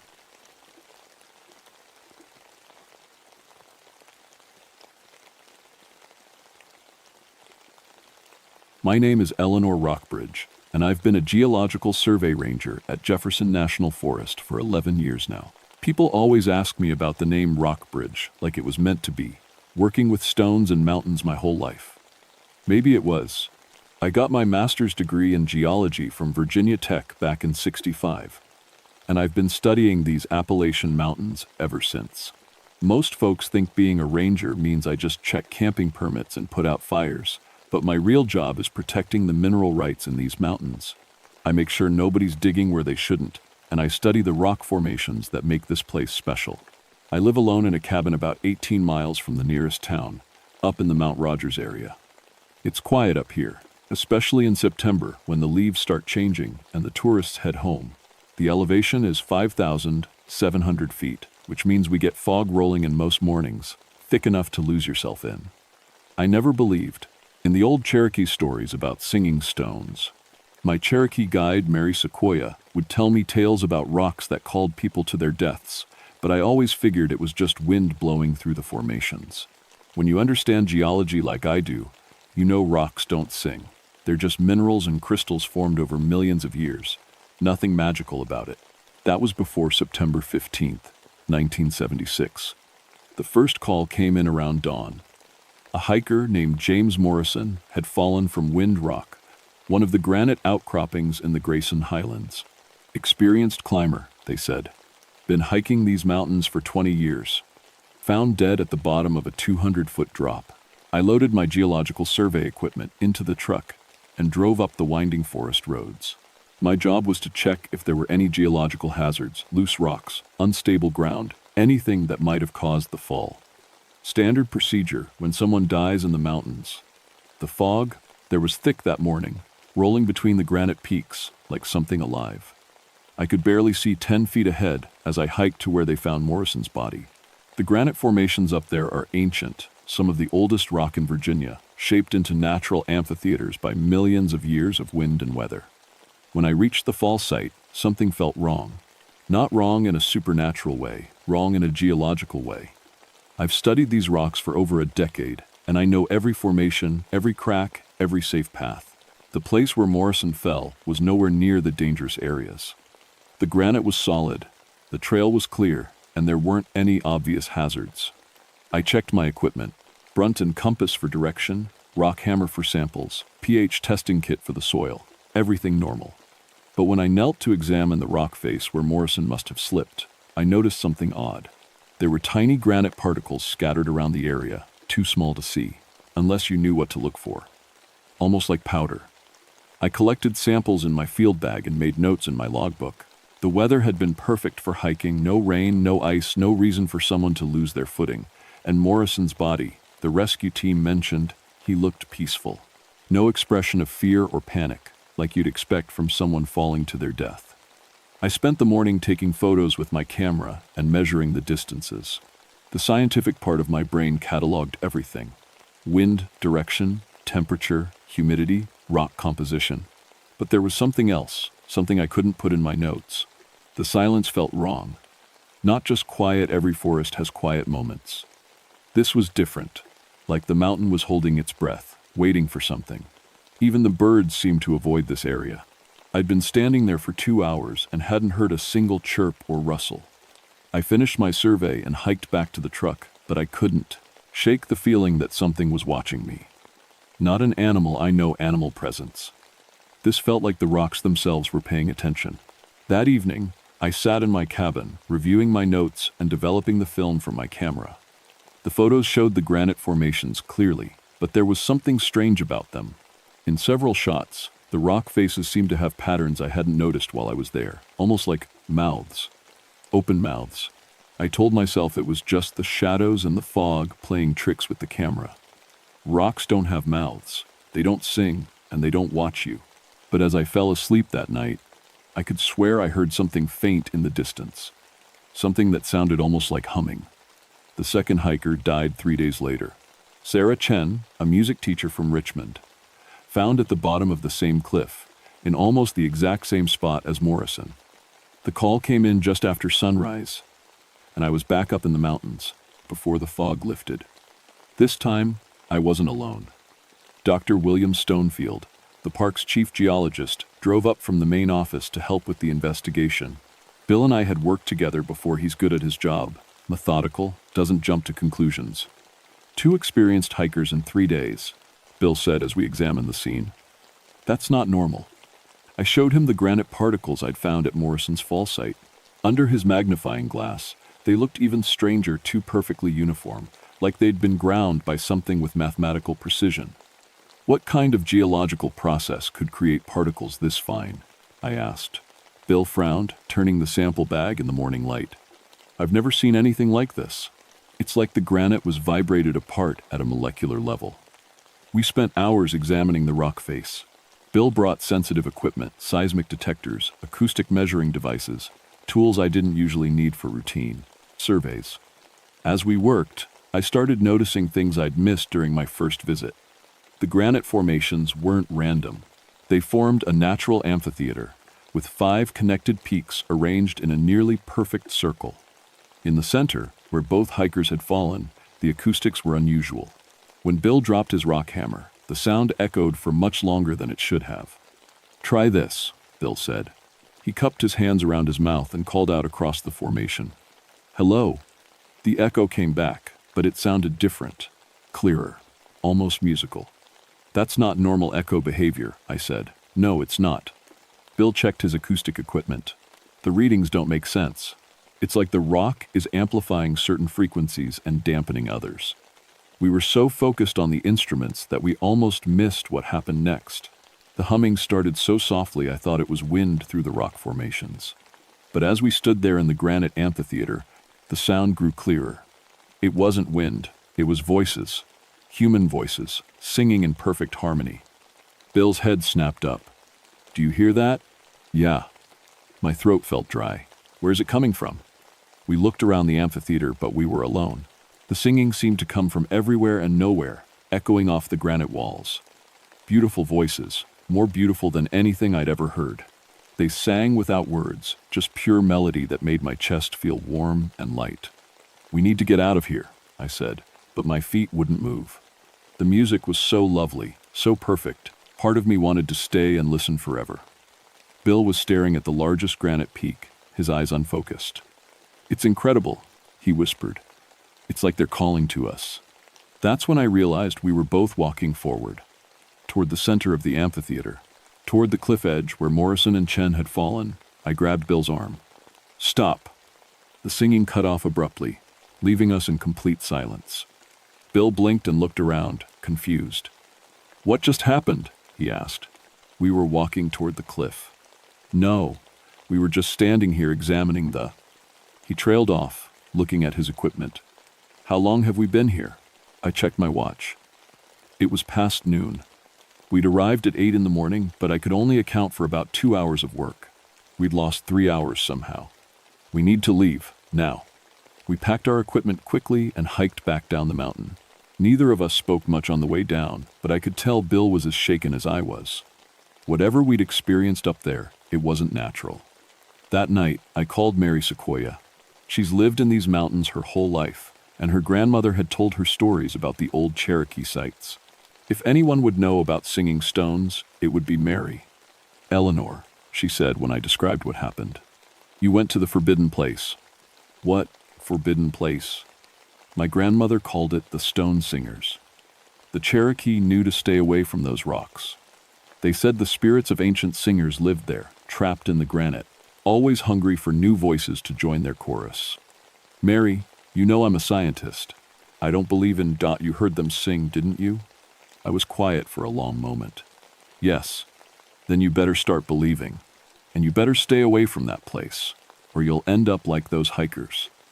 The Stones are always looking for people who love music, who can appreciate beauty. They call to them, show them perfect harmony, make them want to join the eternal song. After I hung up, I sat in my cabin listening to the night sounds. But underneath the crickets and owl calls, I could swear I heard something else. Something that sounded like distant singing, calling my name. I should have stayed away. Mary warned me, Bill warned me, every instinct I had warned me. But I'm a scientist, and scientists don't run from phenomena they can't explain. I went back the next morning, alone. The fog was thicker than usual, rolling between the granite peaks like fingers reaching for something. As I hiked up the trail, I noticed the forest was completely silent. No birds, no insects, no rustling of small animals in the underbrush. Even my footsteps seemed muffled, like the mountain was absorbing sound. I set up my equipment in the amphitheater and began systematic measurements. Temperature, humidity, air pressure, magnetic readings. I was determined to find a scientific explanation for what Bill and I had experienced. The acoustic readings were impossible. My instruments showed sound waves bouncing between the granite formations in patterns that defied physics. The rock faces seemed to be focusing and amplifying certain frequencies while completely absorbing others. I was so absorbed in my work that I didn't notice when the singing started again. This time, it began with my name. Eleanor? The voice was soft, beautiful, coming from the granite wall to my left. Eleanor Rockbridge. I looked up from my instruments. The fog had thickened around the amphitheater, but through it, I could see shapes in the rock face. Not just shadows, actual faces, carved in living stone, mouths moving as they sang. Eleanor, come closer. The voice was joined by others. A chorus of perfect harmonies calling my name, singing melodies that seemed to reach directly into my heart. I found myself walking toward the granite wall, my equipment forgotten. You understand beauty. The voices sang. You study the bones of the earth. Join us, Eleanor. Sing with us forever. The granite face began to glow with soft, internal light. I could see them now, the singers trapped in the stone. Dozens of faces, maybe hundreds, all singing in perfect unison. Their eyes were closed in rapture, their mouths open in eternal song. I recognized one of the faces. James Morrison, the first hiker. His features were carved in granite now, but it was definitely him. Beside him, Sarah Chen, both of them singing with the ancient chorus. It's beautiful here. Morrison's stone lips moved. No pain, no fear, just music forever. Join us, Eleanor. I was 3 feet from the cliff edge when I realized what was happening. The same thing that had happened to Morrison and Chen. The same thing that had almost happened to Bill and me. I forced myself to stop walking, to cover my ears, but the singing wasn't coming through my ears anymore. It was inside my head, vibrating through my bones, turning my skeleton into a tuning fork. No, I whispered, then louder. No.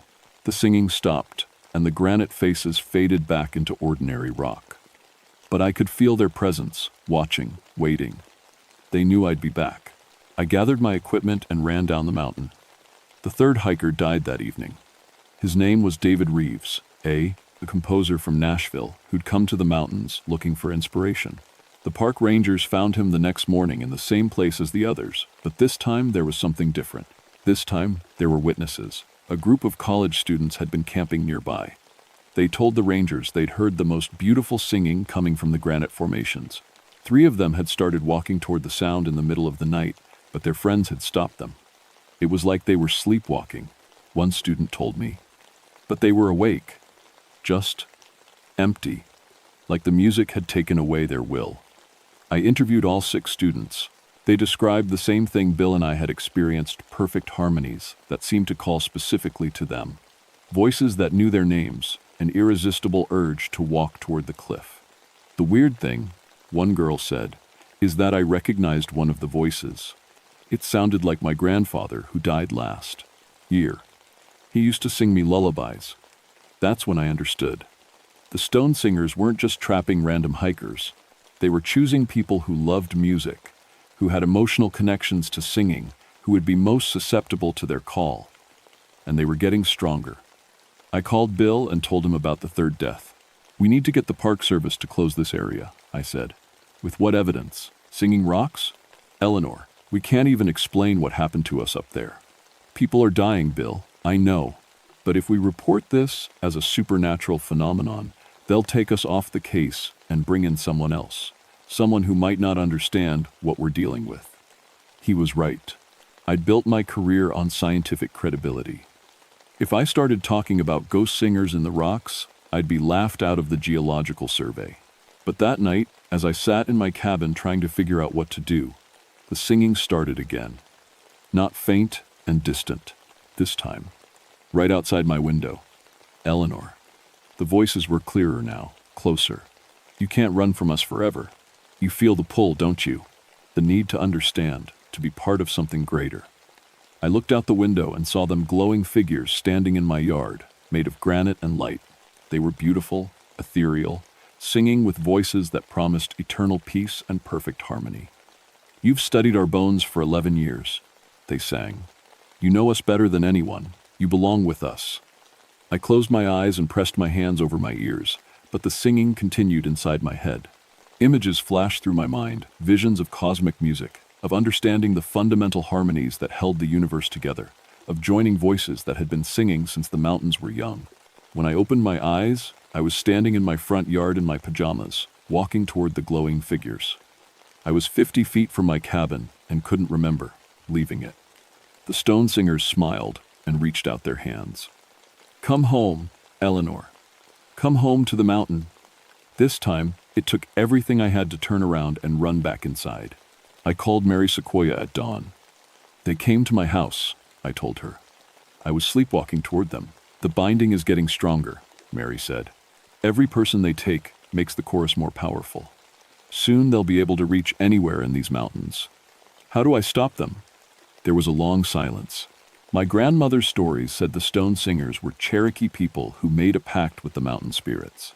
They wanted to preserve their songs forever, so they bound their voices to the granite. But the binding trapped them. They can't rest until they have enough voices to complete their eternal song. How many voices do they need? No one knows. They've been collecting singers for 200 years. There has to be a way to break the binding. Maybe, but Eleanor, you'd have to destroy the granite formations that anchor their spirits. The whole amphitheater.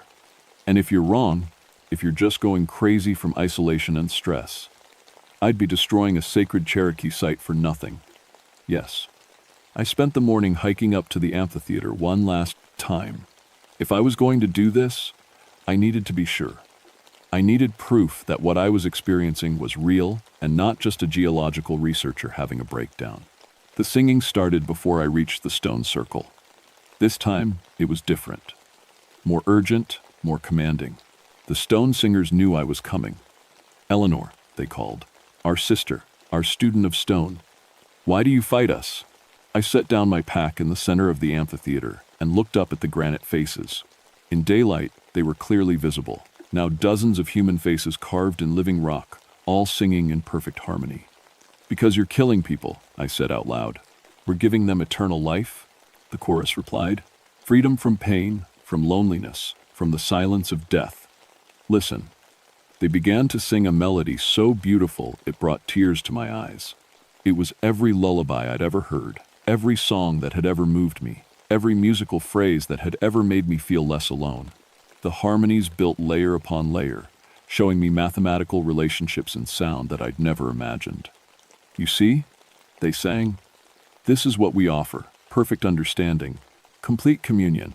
Your geological studies have been preparation for this moment, learning to read the language of stone so you could join our eternal song. I felt my feet moving toward the cliff edge again. Part of me wanted to join them.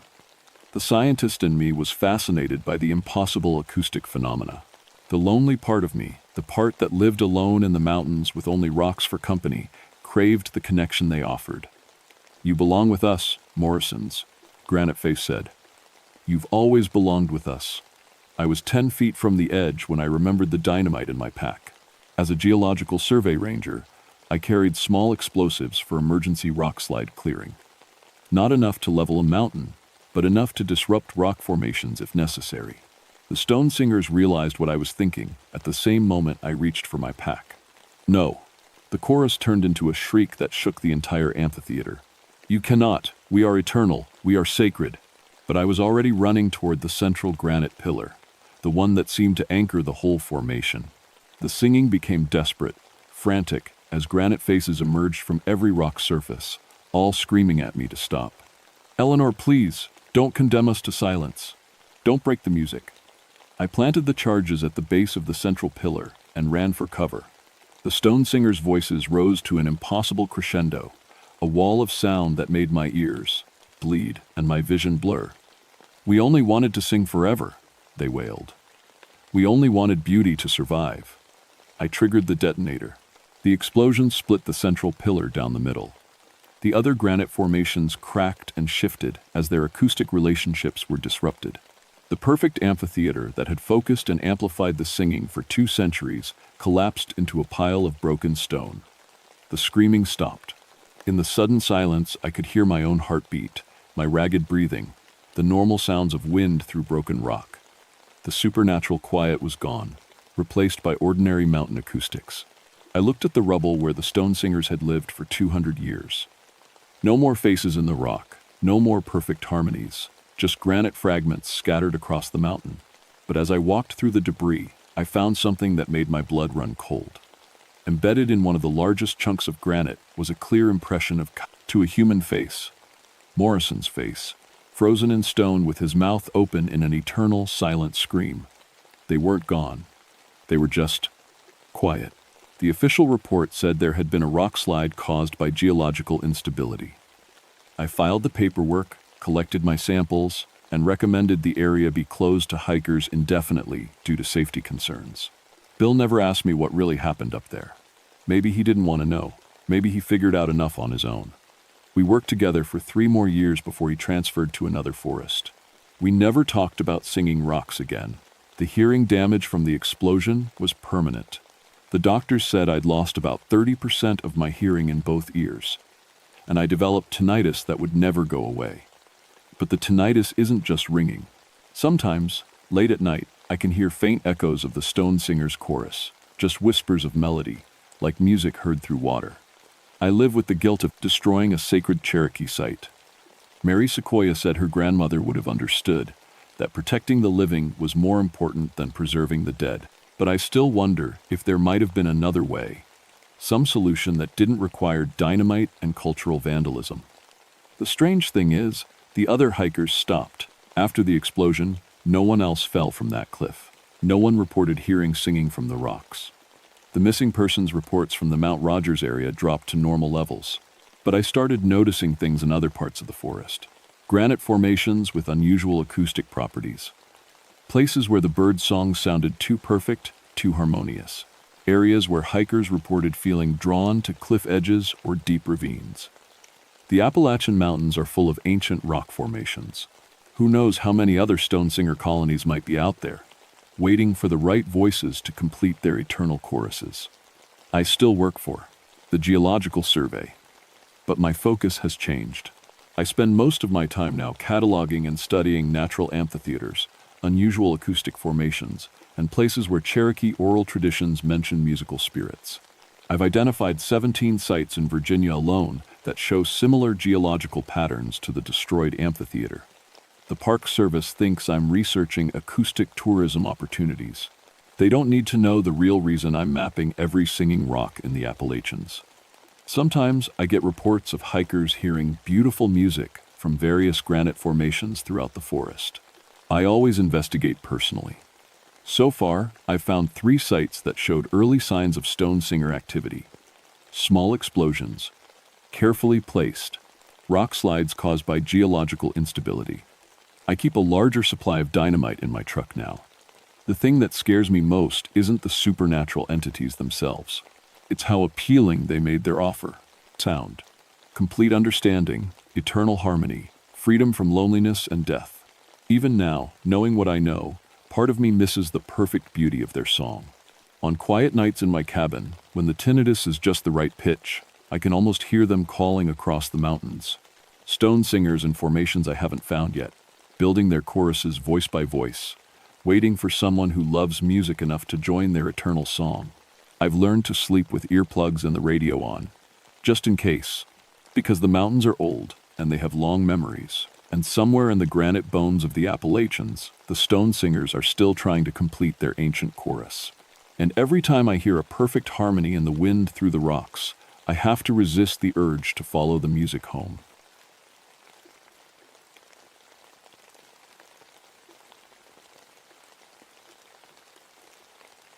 My name is Michael Tearstone, and I've been a forest ranger at Pisgah National Forest for 16 years.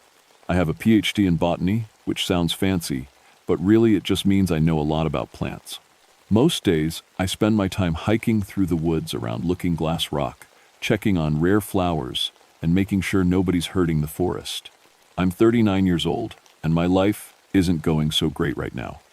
My wife left me 6 months ago. She said I cared more about dead leaves than living people. Maybe she was right. These days, I spend most of my time alone in the mountains, and that's how I like it.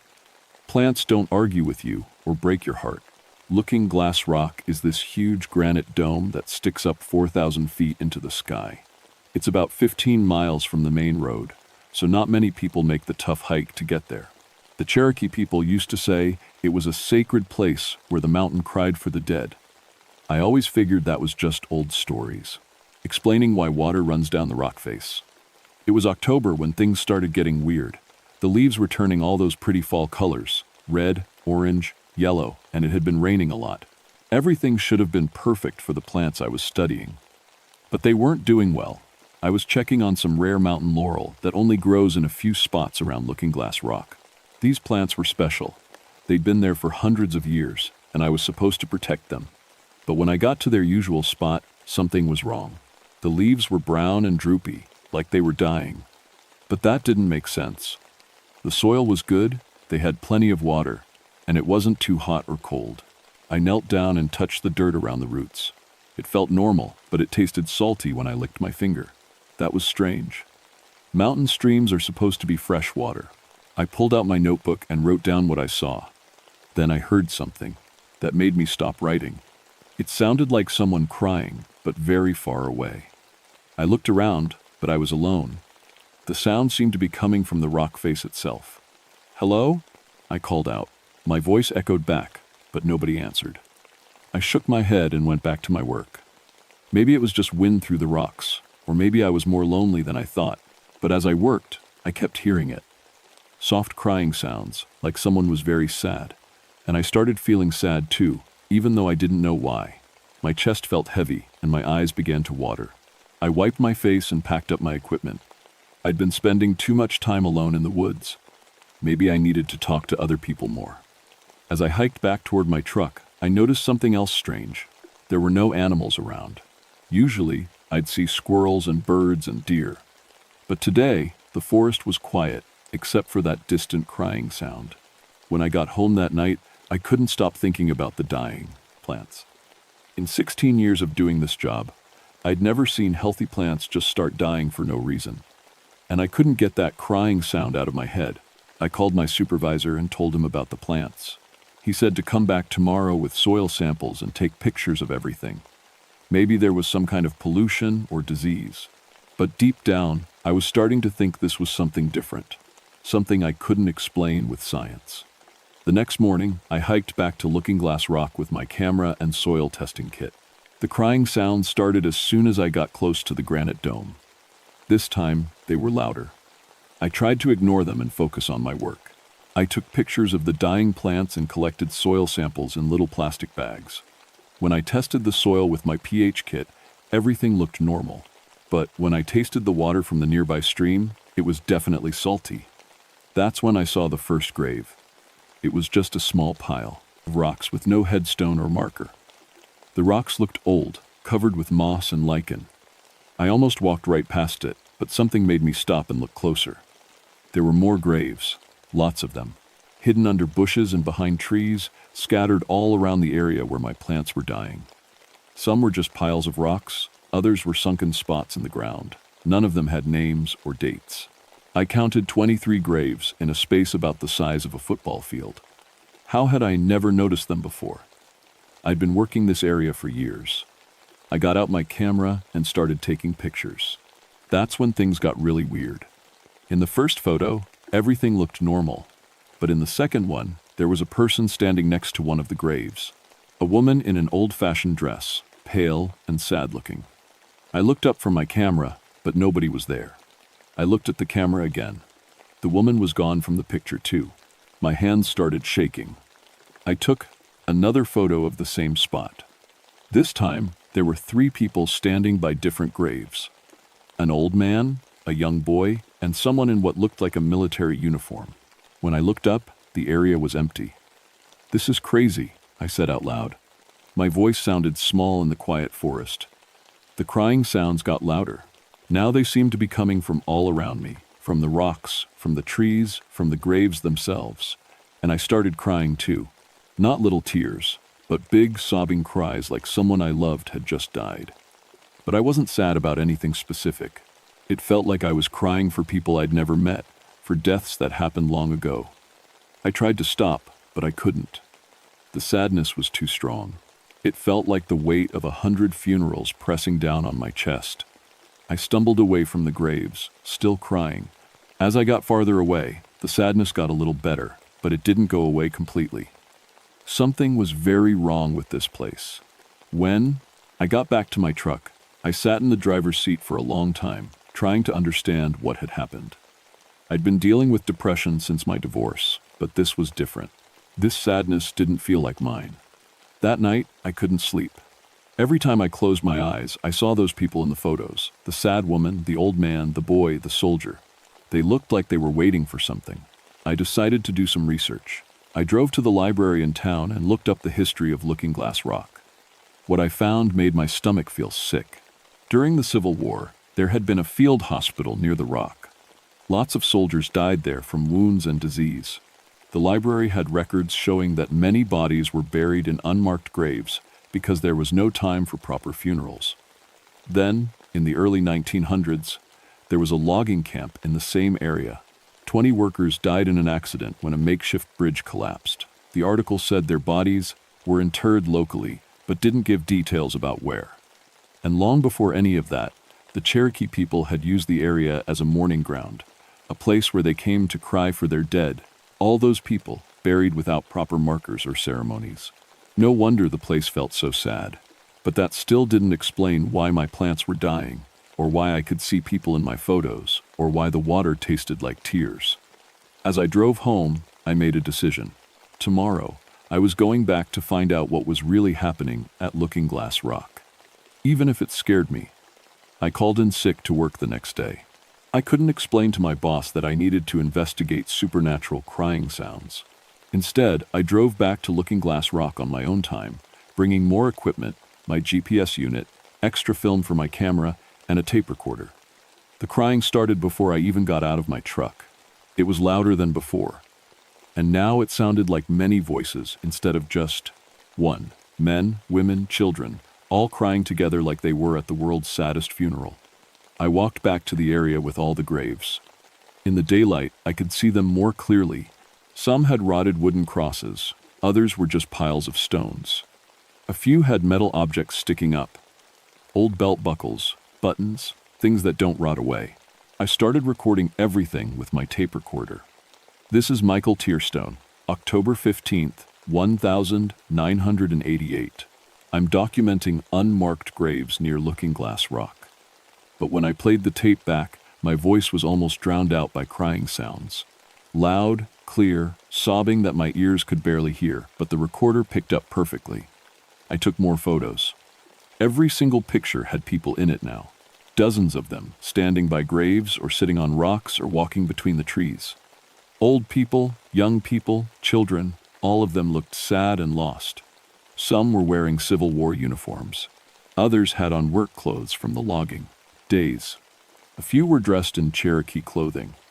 But they all had the same expression, like they were waiting for someone to notice them. I tried talking to them. Hello? Can you hear me? The crying got quieter for a moment, like they were listening. Then, one of them, a young man in a soldier's uniform, pointed at a grave near my feet. When I looked down, I could see fresh flowers on it, flowers that definitely weren't there yesterday. I knelt down and brushed away some leaves. There was a piece of metal buried in the dirt, a dog tag from the Civil War era. The name was too worn to read, but I could make out the year, 1864. When I looked up, the soldier was gone. But now there was a Cherokee woman standing by another grave. She was pointing too, at a spot where I could see the corner of something wooden sticking up from the ground. I spent the next 4 hours digging up objects from different graves. Dog tags, jewelry, pieces of tools, even some old photos in tin frames. Each grave had something to identify who was buried there. But the more I dug, the sadder I felt. By afternoon, I was crying so hard I could barely see. It wasn't my sadness, it was theirs. All those people who died far from home, who never got proper funerals, who never had anyone to mourn for them. I tried to leave, but something kept pulling me back. Every time I packed up my equipment, I'd hear my name being called in voices. I almost recognized. Voices that sounded like my ex-wife, like my mother, like friends I'd lost touch with. Michael. Michael. Don't leave us. The voices were coming from the graves now, and when I looked at my photos, I could see the dead people more clearly than before. They weren't scary exactly, just incredibly sad. Lost. Forgotten. As the sun started to set, something else began to happen. Water started seeping out of the granite rock face. Not regular water, this was red and salty, and it was flowing upward instead of down. Like the mountain itself was crying tears of blood. The sound of crying became so loud I had to cover my ears. It echoed off the rocks and seemed to come from inside my own head. My depression, which had been manageable for months, suddenly felt crushing and hopeless. I realized I was in danger. Not from the dead people, they seemed to want help, not to hurt me, but from the sadness itself. It was so strong it made me want to lie down next to one of those graves and never get up again. I forced myself to walk back toward my truck. Every step was hard, like walking through deep mud. The voices called my name louder and louder, begging me not to leave them alone again. But I kept walking. I had to. If I stayed, I might never want to leave. When I finally got home, I called the one person I thought might understand what was happening. James Swimmer was a Cherokee elder who sometimes helped the Forest Service with historical questions. If anyone knew about the old stories, it would be him. "Mr. Swimmer," I said when he answered the phone, "this is Michael Tearstone from the Forest Service. I need to ask you about Looking Glass Rock." There was a long pause. Then he said, "You've been hearing the crying." It wasn't a question. "Yes," I said, "and seeing things. Dead people." "How many graves did you find?" 23 so far." Another pause. "It's worse than I thought. You need to stay away from there, Michael, at least until we can figure out what to do." "What's happening to me?" "The mountain is waking up," he said. "All those people who died without proper mourning, they're still there, still waiting, and now they know someone can see them." James Swimmer met me at Looking Glass Rock the next morning. He was a small, quiet man in his 70s, with gray hair and a long braid. He brought sage and cedar, other plants I didn't recognize, and a drum made from deer hide. "Your ancestors called. This place, where the mountain weeps," he told me as we hiked toward the graves. It was a sacred mourning ground. When someone died, their family would come here to cry for them. The mountain would hold their grief and help them heal. The crying sound started as soon as we got close to the burial area. James nodded like he expected it. "During the wars and the logging days, too many people died here too fast," he continued. "No time for proper ceremonies. No families to mourn them. Their grief got trapped in the rock itself." I showed him the photos I'd taken. He studied them carefully, pointing out details I'd missed. "This one died far from home," he said, indicating a young soldier. "This woman lost her children. This man was killed in an accident, and his body was never sent back to his family." "What do they want?" I asked. "To be mourned, to be remembered, to have someone acknowledge that their lives mattered." As if responding to his words, the crying, he got louder.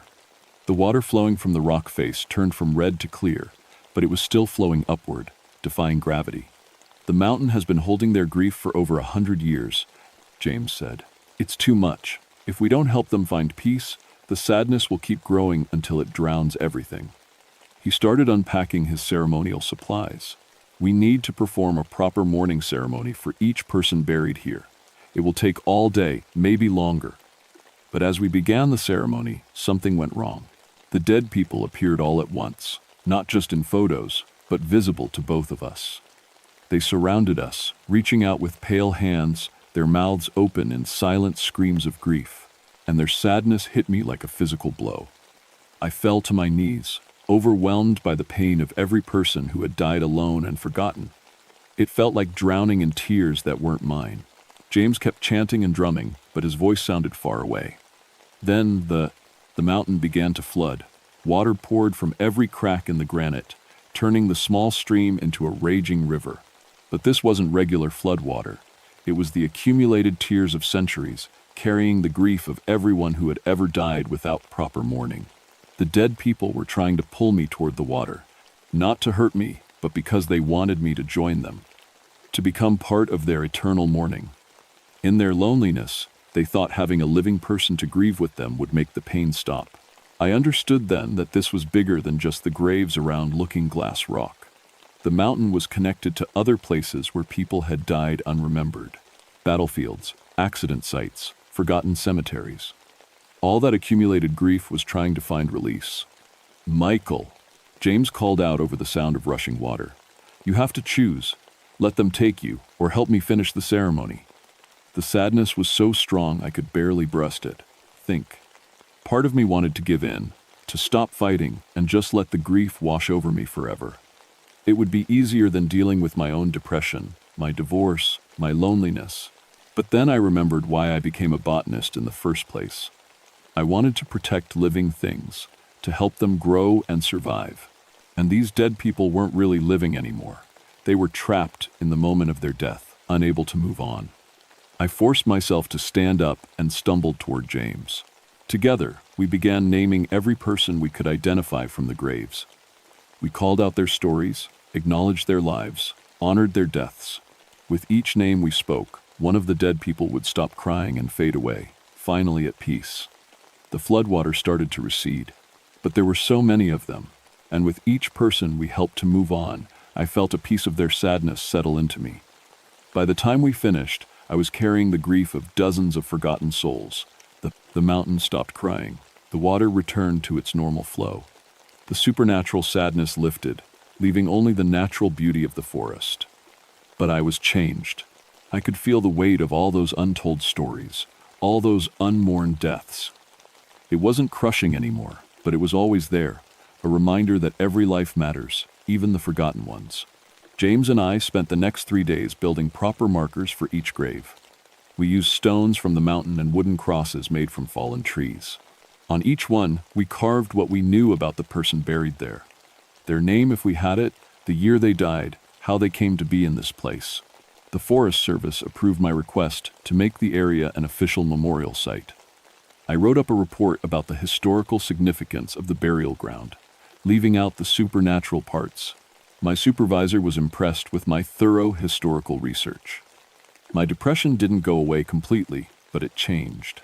Instead of feeling hopeless about my own problems, I felt connected to something larger, the long chain of human experience. Joy and sorrow mixed together.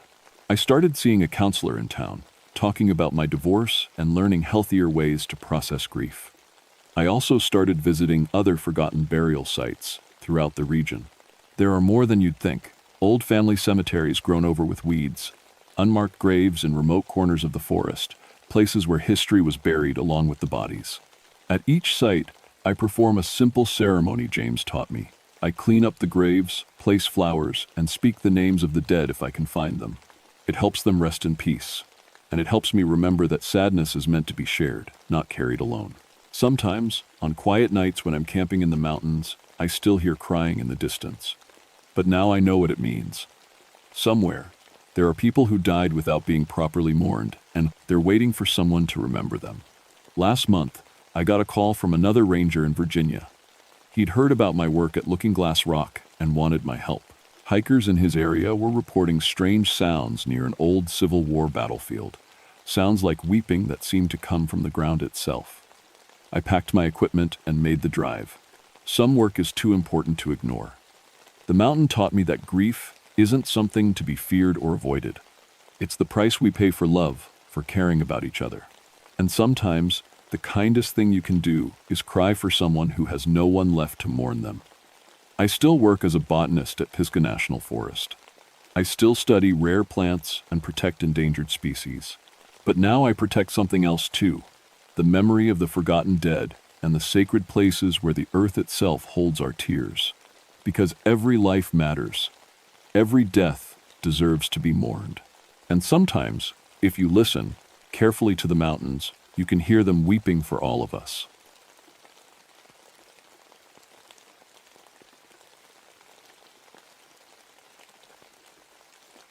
My name is Franklin Graveyard, and I've been a trail ranger in the George Washington National Forest for 22 years.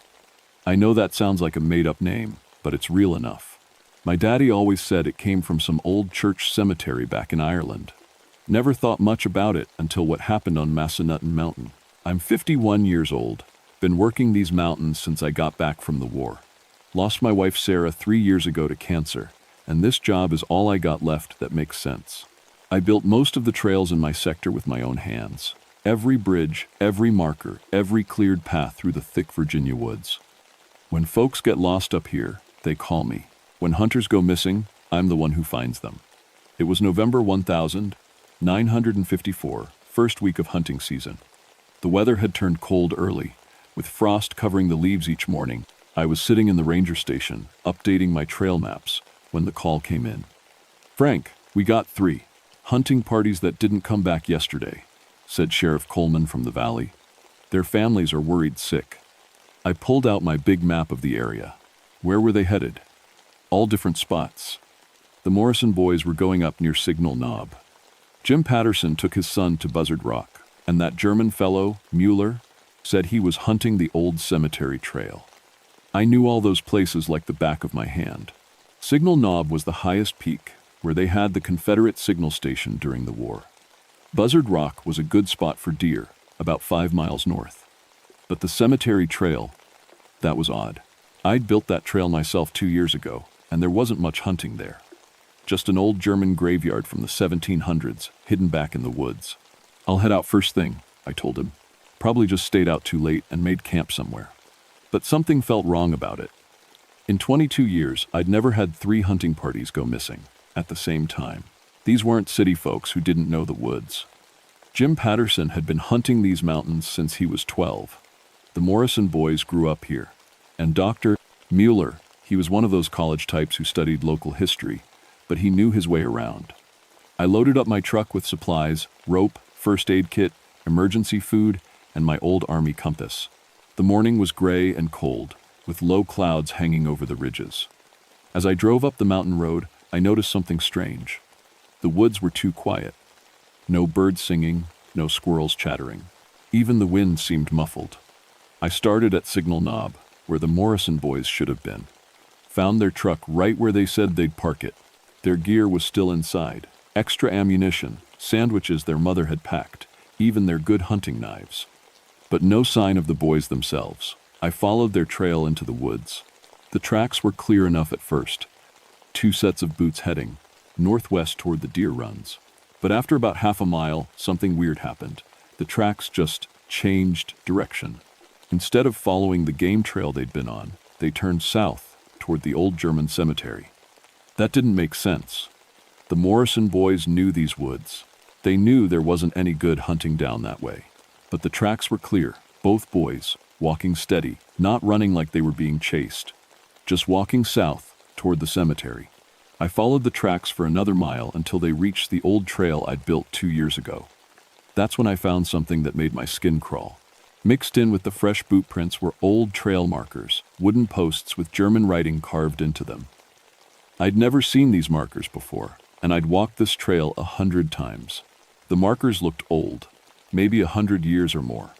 The wood was dark and weathered, and the German words were carved deep. I couldn't read German, but the markers seemed to point the way along the trail, like road signs. I kept following the tracks, but now I was getting confused. The trail didn't look the same as when I'd built it. It seemed wider somehow, and the surface was different.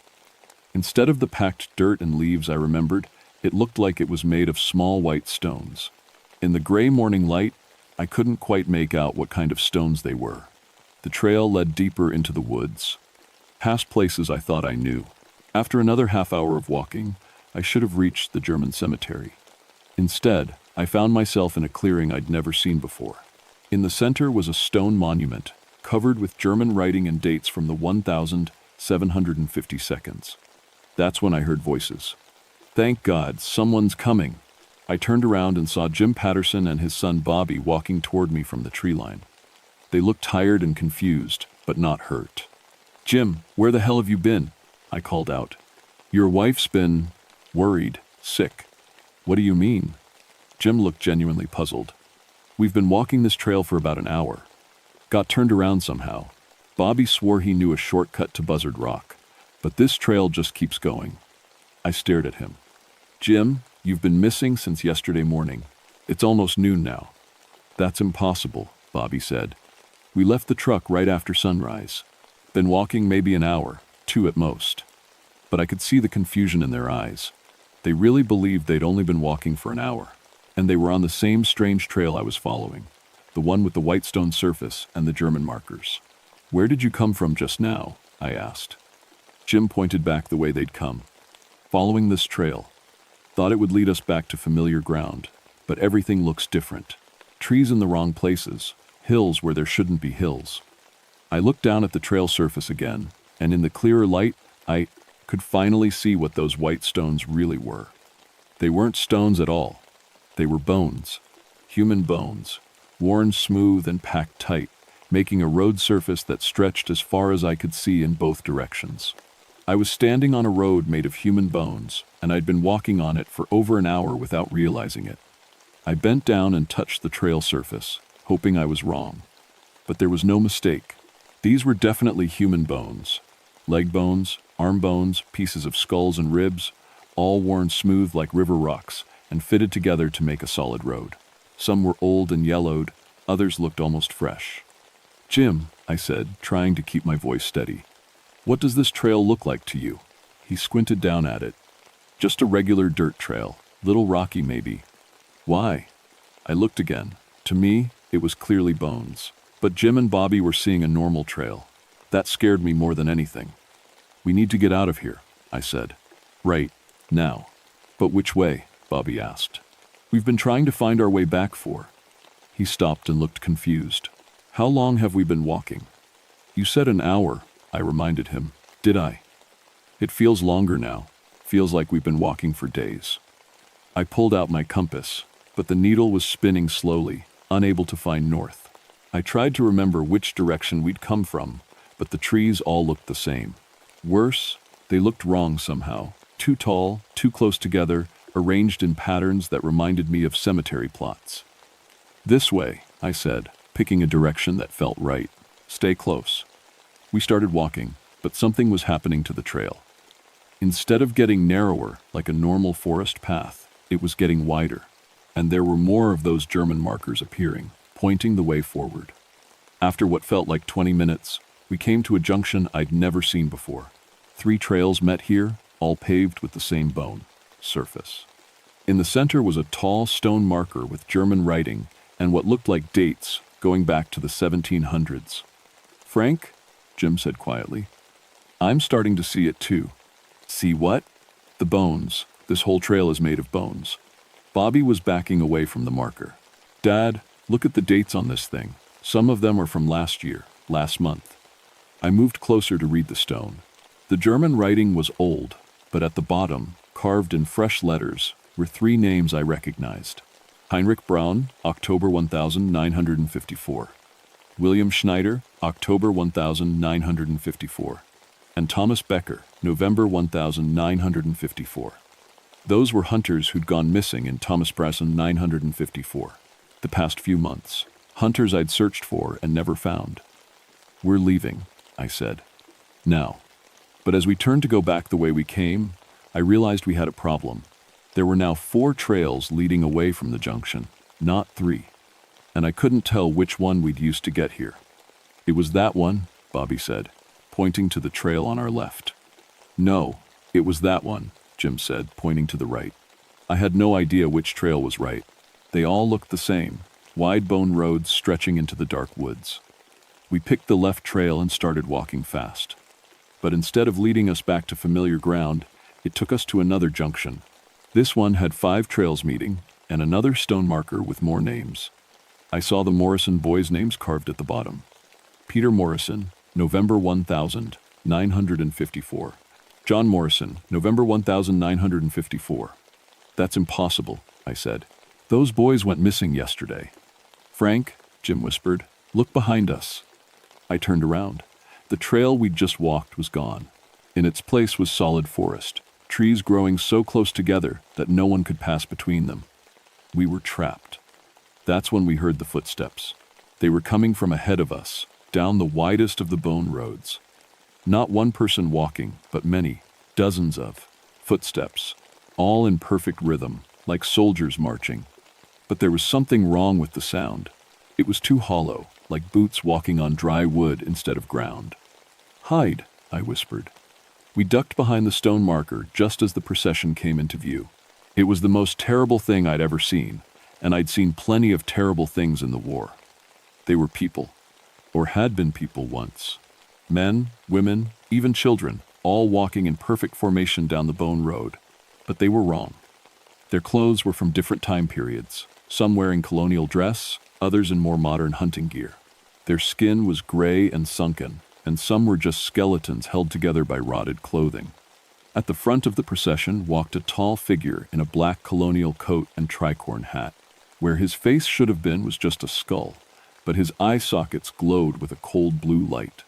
In his hand, he carried a long staff topped with a human skull.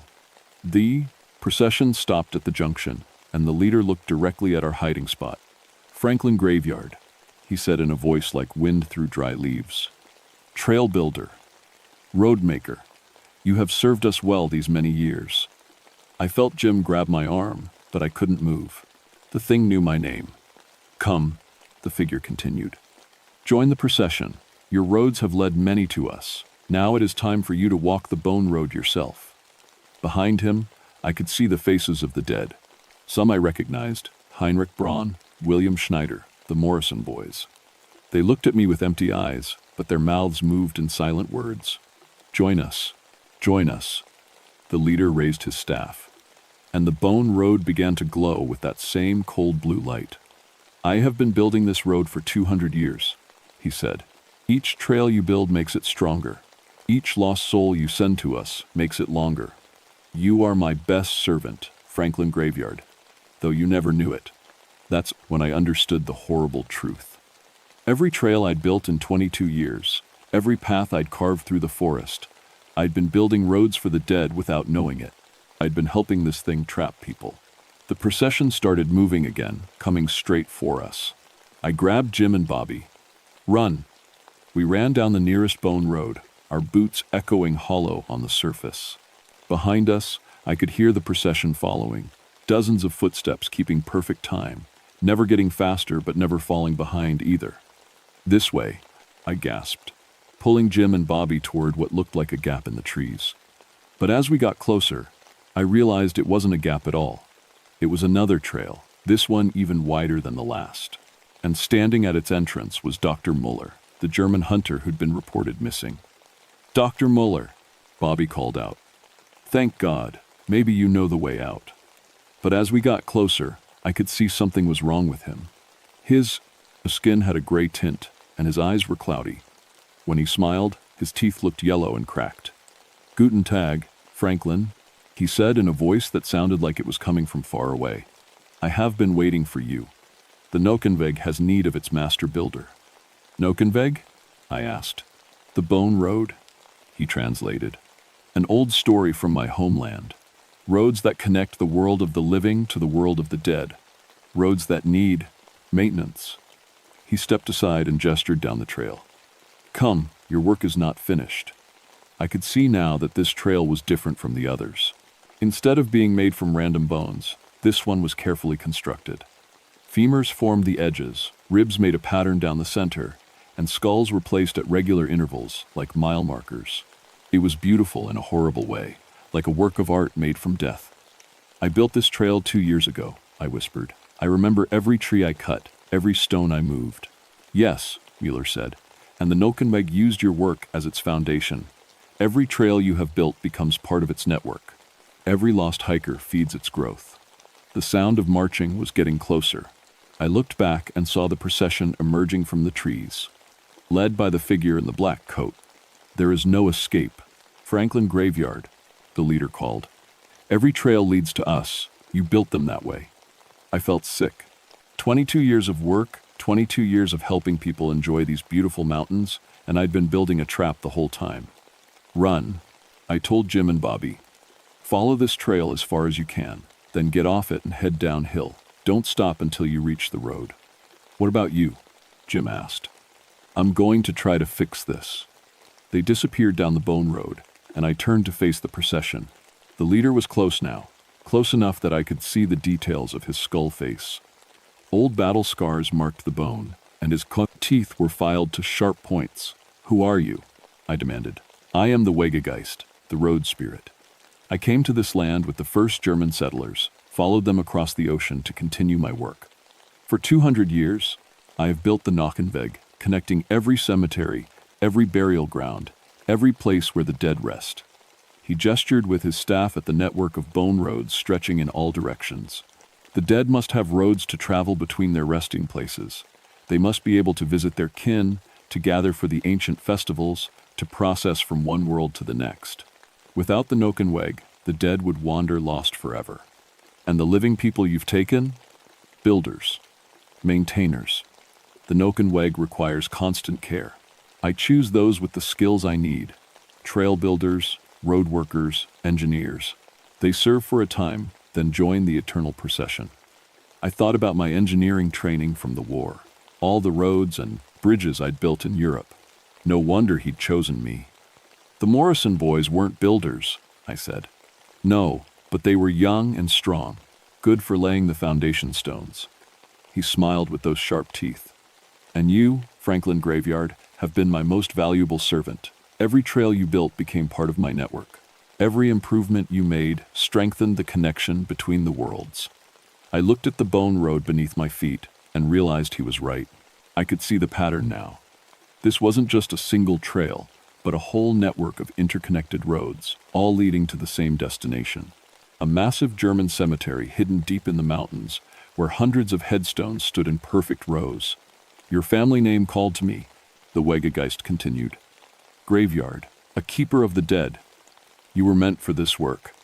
The procession had formed a circle around us. I counted at least 50 figures. Men, women, and children from different time periods, all with that same gray skin and empty eyes. Some carried tools, shovels, picks, surveying equipment. Others held the bones that would become new road sections. Now, the Wegegeist said, raising his staff, take your place as master builder of the Nokenweg. Help me extend these roads to every cemetery in Virginia, every burial ground in the mountains. Help me connect the dead across all the land. The blue light from his staff began to spread along the bone roads, and I felt a cold numbness creeping up my legs. Where the light touched me, my skin began to turn gray. But I had one advantage the Wegegeist didn't know about. 22 years of building trails had taught me how to read the land, how to find the weak points in any construction. And my army engineering training had taught me how to destroy roads just as well as build them. I could see it now, the Keystone Trail, the main road that connected all the others. If I could break that connection, the whole network would collapse. The problem was, the Keystone Trail led straight through the heart of the cemetery. To reach it, I'd have to walk through hundreds of graves and face the Wegegeist on his strongest ground. As the cold spread up to my waist, I made my choice. I pulled out my emergency flare gun and fired it straight at the Wegegeist's skull face. The flare exploded against the Wegegeist's skull in a burst of red light. He screamed, a sound like wind tearing through dead trees, and stumbled backward. The blue light from his staff flickered and went out. The procession of the dead froze in place, and I felt the numbness in my legs disappear. This was my chance. I ran toward the cemetery, following the main bone road as it curved between massive oak trees. Behind me, I could hear the Wegegeist rallying his followers. Stop him! His voice echoed through the woods. He must not reach the source. The cemetery was huge, hundreds of German graves dating back to the 1,752nd, all arranged in perfect rows. At the center was a massive stone monument, and I could see that all the bone roads led to it like spokes on a wheel. If I could destroy that monument, I might be able to break the whole network. But first, I had to get past the Guardians. They rose from the graves as I ran, skeletal figures in rotted clothing, some still carrying the tools they'd been buried with. Farmers with rusty scythes, soldiers with broken muskets, children with moldy toys. They moved to block my path, their bones clicking together as they walked. I dodged between the headstones, using my knowledge of cemetery layouts to find the clearest route. These old German cemeteries were always organized the same way, family plots arranged by arrival date, with the oldest families closest to the center. A skeletal farmer swung his scythe at my head. I ducked and kept running, leaping over a low headstone. A dead soldier tried to grab me with bony fingers, but I rolled away and came up running. The monument was close now, a tall stone obelisk covered with German writing and surrounded by the oldest graves. At its base, I could see the source of the bone roads. They weren't built on top of the ground. They were growing up from underground, spreading like roots from the monument itself. The Wegegeist appeared between me and the monument, his skull face blazing with fury. You cannot destroy what has taken 2 centuries to build, he screamed. Watch me, I said, and pulled out my emergency explosives. I'd carried them for 22 years, small charges for clearing trail obstacles. Never thought I'd use them like this. The Wegegeist raised his staff, and every bone road in the cemetery began to glow. The light spread to the graves themselves, and more dead began rising, not just a few dozen now, but hundreds. Every person buried in this cemetery for the past 200 years was standing up, reaching for me with skeletal hands. I ran straight at the monument, dodging grasping fingers and swinging weapons. At the last second, I dove and rolled, coming up right at the base of the obelisk. The German writing was clearer here, and I could make out some of the words. It was a list of names, the builders and maintainers of the Nachenweg. At the very top, carved in fresh stone, was my own name. Franklin Graveyard, Master Builder, 1932 to 1954. 1932, the year I'd started learning engineering in high school. 1954, this year.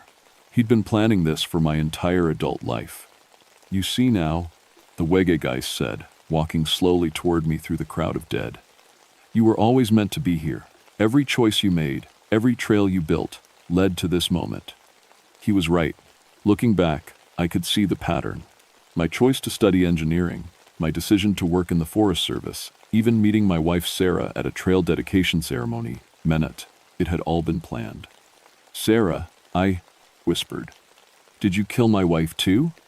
Cancer is natural, he said. But I may have encouraged you to spend more time in the forest after her death. Grief makes excellent motivation for trail building. The rage that filled me was like nothing I'd felt since the war. This thing had manipulated my entire life, used my grief to make me a better servant. Every trail I'd built in Sarah's memory had been feeding his network of death. I placed the explosive charges around the base of the monument and pulled out the detonator. If I do this, what happens to all these people? I gestured at the crowd of dead surrounding us. They return to their rest, the Wegegeist said. The Nachenweg will be broken, the roads between worlds will close. And you will be lost in these woods forever. Without the bone roads to guide you, you will never find your way out. You will wander until you die of thirst or hunger, and your body will never be found. I thought about that. 22 years of building trails, and I'd lose the ability to navigate the woods I loved. I'd die lost in my own forest. But Jim Patterson and his son would live. The Morrison boys would find their way home. No more hunters would disappear on roads made of bones. Fair trade, I said, and pressed the detonator. The explosion shattered the monument into 1,000 pieces. Instantly, the blue light went out of all the bone roads. The skeletal dead collapsed back into their graves, and the Wegegeist let out a scream that shook the trees. What have you done? He wailed as his form began to fade. 200 years of work. The connections between the worlds. Find another way, I said. One that doesn't involve killing people. He faded like smoke, his last words echoing through the cemetery. You will pay for this, Franklin Graveyard. You will pay with everything you are. Then he was gone, and the cemetery was just a cemetery again. Old headstones in the death, morning light, no bone roads, no spectral processions. I started walking toward where I thought the edge of the forest should be. But every direction looked the same. I walked for 3 days before the search party found me. Jim Patterson led them to me, following my voice when I finally got close enough to the road to shout for help. I was dehydrated, exhausted, and completely lost in woods I'd worked in for 22 years. Frank, where the hell have you been? Sheriff Coleman asked as they loaded me into the ambulance. Jim and Bobby came out yesterday saying you'd saved their lives, but then you vanished. I got turned around, I said. It was the truth, just not all of it. Turned around? Frank, you know these woods better than anyone. How do you get lost in your own forest? I couldn't answer that. How do you explain that you destroyed your own ability to navigate in order to save lives? The doctor in town said I was suffering from exhaustion and dehydration, but otherwise fine. The Morrison boys turned up that same day, walking out of the woods confused but unhurt. They couldn't remember much about their time missing, just that they'd followed some old trail that led them in circles. Dr. Mueller's body was found a week later, at the bottom of a ravine. Natural causes, the coroner said. Heart attack, probably brought on by getting lost and panicked. There was no sign of the bone roads, no German trail markers, no evidence of anything supernatural. But I knew the truth. They transferred me to office duty after I failed 3 basic navigation tests. 22 years of perfect trail knowledge, gone. I couldn't find my way from the parking lot to trails I'd built with my own hands. It was like someone had erased all the maps in my head. Early retirement might be best, my supervisor said gently. Maybe the war finally caught up with you, Frank. Combat stress can show up years later. I didn't argue. How could I, explain that I'd made a deal with a supernatural entity, that I'd traded my life's work to save lives. I moved to town and got a job at the hardware store. Simple work, helping folks pick out tools and supplies. Sometimes hunters would come in, planning trips to the George Washington National Forest. I'd try to give them advice about the trails, but I couldn't remember where any of them led. It's been 6 months now since that November morning. The missing persons reports in the forest have stopped completely. No more hunters disappearing on trails that lead nowhere. No more bone roads connecting the world of the living to the world of the dead. But sometimes, late at night, I drive up to the edge of the forest and sit in my truck, looking at the dark trees. I can feel them calling to me, all those trails I built, all those paths I knew better than my own hands. They're still there, but I can't find them anymore. The worst part is the dreams. Every night, I dream about walking the bone roads again. I see the Wegegeist rebuilding his network somewhere else, in some other forest, with some other engineer who doesn't know what he's really building. I see new names being carved on monument stones, new processions of the dead marching down roads made of human remains. And sometimes, in those dreams, I hear my own voice calling out to other trail builders, "Join us. The roads need maintenance. The dead need their highways." I wake up in a cold sweat, checking my hands to make sure they're still flesh and not bone. The Wegegeist was right about one thing. I am paying for what I did. Every day I pay, with the loss of everything I was good at, everything that defined me. But it was worth it. No more families will get that phone call about missing hunters. No more young men will disappear following trails that shouldn't exist. Still, I keep a bag packed in my closet. Emergency supplies, a compass, flares, everything I'd need for one more trip into the woods. Because sometimes I wonder if destroying the Nokenweg was enough, or if it's growing back somewhere else.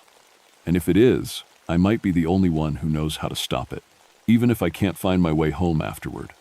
My name is Franklin Graveyard, and I used to be the best trail builder in Virginia. Now I'm just a man who traded everything he was to save people he'll never meet. Some nights, when the wind is right, I can still hear footsteps on gravel roads that shouldn't exist. But they're getting fainter. I hope.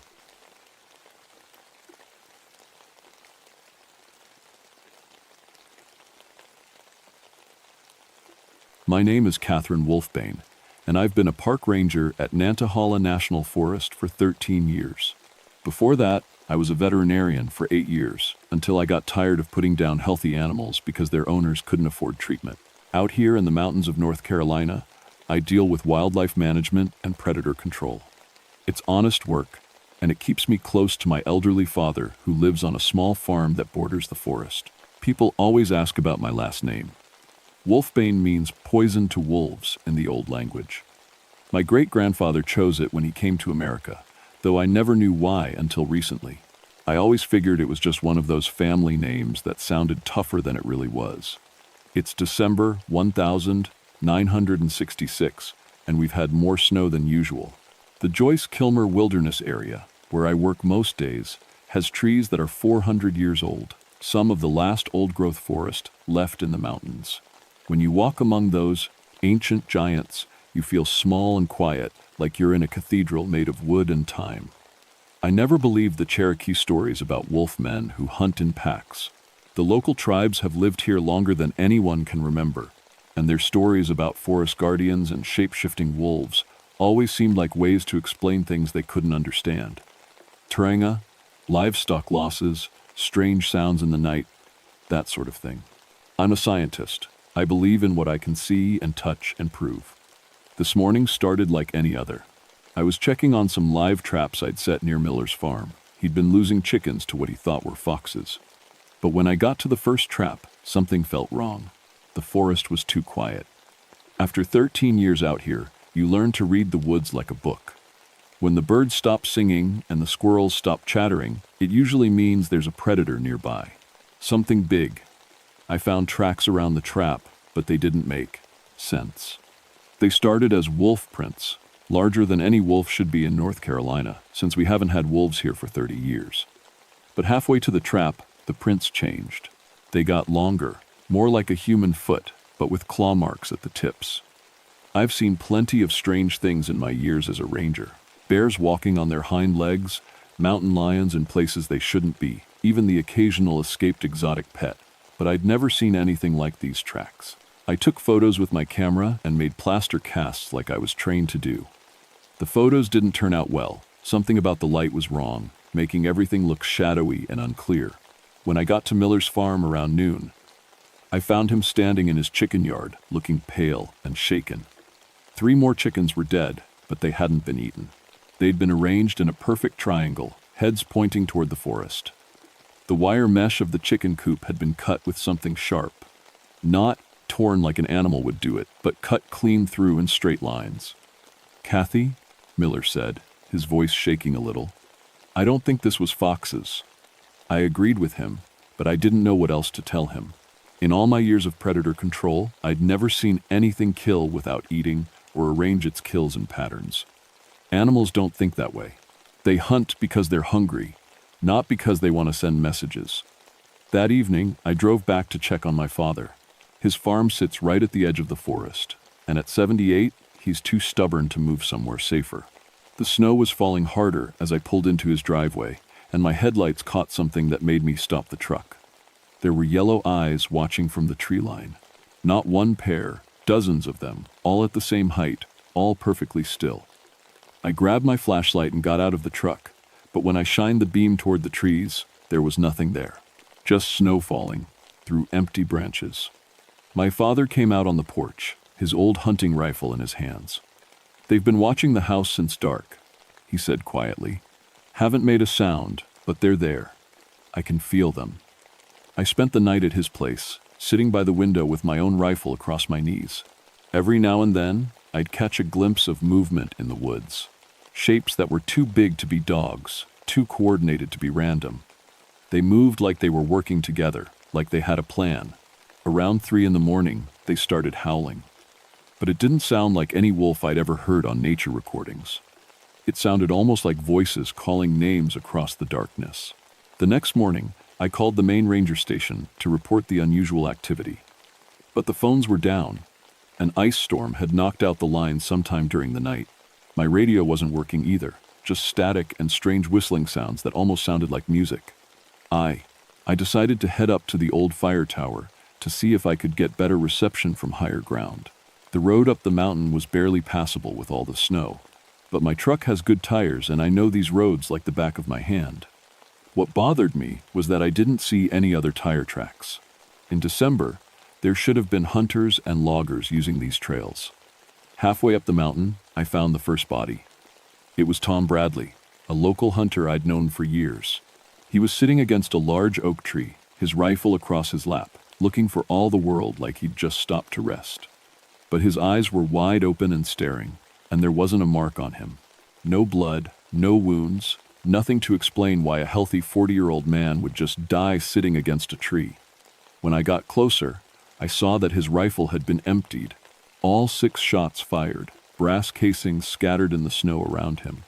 But there was no sign of what he'd been shooting at. More strange, they were his tracks leading up to the tree. They showed him backing up step by step, firing as he went, like he was trying to keep something away from him. I followed his trail backward and found where he'd made camp the night before.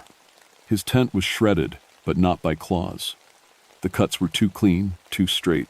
His gear was scattered, but arranged in the same triangular pattern I'd seen with Miller's chickens. And his food was untouched. Whatever had done this wasn't interested in eating. At the fire tower, I tried the emergency radio, but got nothing except that same whistling sound. I was completely cut off from the outside world. The nearest town was 30 miles away, over mountain roads that were probably impassable by now. I made the decision to head back to Tom's campsite and examine it more carefully. That's when I found the second body. Jake Morrison was hanging upside down from a tree branch, about 10 feet off the ground. He was another local hunter, someone who knew these woods as well as I did. Like Tom, there were no visible wounds, but his rifle was empty and the brass casings were arranged in a neat circle directly under his body. What scared me most was that Jake was a big man, over 200 pounds, and he was hanging from a branch that should have broken under his weight. But the branch was fine, not even bent. It was like whatever had put him there was strong enough to make the laws of physics not matter. I was taking photos of the scene when I heard movement in the trees behind me. I turned around slowly, my hand on my sidearm, and saw them. 3 wolves. But not like any wolves I'd seen in textbooks or nature films. These were huge, the size of small horses, and they were standing on their hind legs like people. Their front paws looked wrong too, more like hands with long claws than regular wolf feet. The one in the middle looked right at me with bright yellow eyes that held far too much intelligence. It tilted, its head like a dog might, but there was nothing playful about the gesture. It was studying me, figuring me out. Then it smiled. I know that sounds impossible, but I swear it smiled at me, showing teeth that were too sharp and too knowing. And when it opened its mouth, what came out wasn't a howl or a growl. It spoke my name. "Catherine Wolfbane," it said in a voice like wind through pine trees. "We've been waiting for you." I drew my pistol, but my hands were shaking so badly I could barely hold it steady. The creature, because that's what it was, not an animal, just watched me with that terrible patient smile. "You cannot run from us," it continued. "This is our forest. We know every tree, every rock, every hiding place. We know the scent of your fear." I fired 3 shots center mass, and I'm a good shot. I've put down charging bears with less. But the bullets passed right through the creature like it was made of mist. It didn't even flinch. "Iron cannot harm us," it said. "We are the spirits of the last pack, the ones your people murdered when they cleared our hunting grounds. We have returned to reclaim what was stolen." The other 2 creatures spread out to either side, moving with perfect coordination. I realized they were surrounding me, cutting off my escape routes. This wasn't random hunting, this was strategy. I backed toward my truck, keeping the gun trained on them even though I knew it was useless. The creatures followed at a walking pace, never hurrying, never losing that terrifying coordination. They knew I couldn't outrun them. They were just letting me tire myself out. "Your great-grandfather knew our kind," the leader said. "He carried the name Wolfbane because he feared us. He knew we would return someday to balance the scales." I made it to my truck and slammed the door, locking it out of instinct even though locks wouldn't stop creatures that bullets couldn't touch. The engine turned over on the 3rd try, and I backed down the mountain road as fast as I dared in the snow. In my rearview mirror, I could see them following. Not running, just walking with that same steady pace. And somehow, they were keeping up with my truck. I drove straight to my father's house, checking my mirrors every few seconds. The creatures had vanished somewhere along the way, but I could feel them watching from the forest. When I got to the house, all the lights were on, and my father was standing on the porch with his rifle. "They've been circling the house for an hour," he said as I ran up the steps. "Haven't come closer than the tree line, but they're out there. How many did you see?" "3, I said, then stopped. "Wait, how did you know I'd seen them?" "Because you look like you've seen ghosts, and because they started howling your name about the time you would have reached the fire tower." We went inside and barricaded the doors with furniture. I told him about Tom and Jake, about the creatures that spoke and couldn't be shot. He listened without interrupting, his old hands steady on his rifle. "Your great-grandfather told me stories," he said when I finished, "about the last wolf pack in these mountains and what happened to them. I always thought they were just stories. What happened to them? Government bounty hunters came through in 1932, poisoned every wolf they could find, shot the rest. Your great-grandfather was one of them. That's why he took the name Wolfbane, Wolfbane. He thought killing wolves made him a hero." The lights went out. Emergency generator kicked in a few seconds later, but in that moment of darkness, I saw yellow eyes pressed against every window of the house. They were surrounding us. "Catherine Wolfbane," came the voice from outside, but now it was coming from multiple directions. They were all talking at once, their voices overlapping. "Come outside, face what your family has done. We can protect you," my father said, but his voice was shaking. "The house has running water underneath it." The old Cherokee said, "Spirits can't cross running water." That's when we heard the scratching. Something was digging under the house, right where the water pipes ran. They were trying to cut off our protection. I looked out the kitchen window and saw more of them than before. At least a dozen wolves, all standing upright, all watching the house with those intelligent yellow eyes. Some of them had started to change shape, becoming more human-like. Their snouts shortened, their bodies stretched upward. Their paws became hands with opposable thumbs. One of them picked up a large rock and threw it through the living room window. Glass exploded inward, and snow began blowing into the house. They were using tools now, thinking like humans, but with the pack coordination of wolves. "We need to get to the truck," I said. "Try to make it to town. They'll just follow us," my father said, "and we'll be in the open." But staying wasn't an option anymore. I could hear them on the roof now, their claws scratching against the metal. The scratching under the house was getting louder too. Whatever protection running water was supposed to provide, they were finding ways around it. We made our break during a brief lull in the noise outside. I went first, my father right behind me, both of us running for the truck. We almost made it. The pack leader stepped out from behind my truck just as I reached for the door handle. Up close, in its more human form, it was even more terrifying.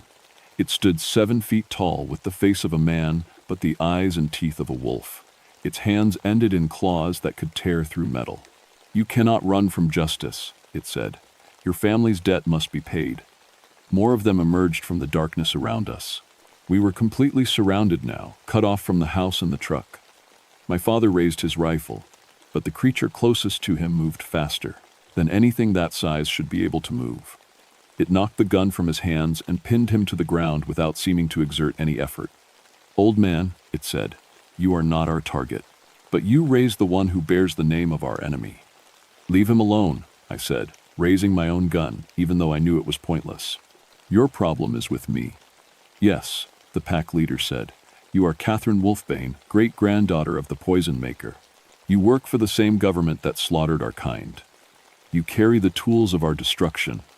It gestured to my ranger uniform, my radio, my tranquilizer gun. All the equipment I used for wildlife management suddenly felt like weapons of oppression. "We offer you a choice," it continued.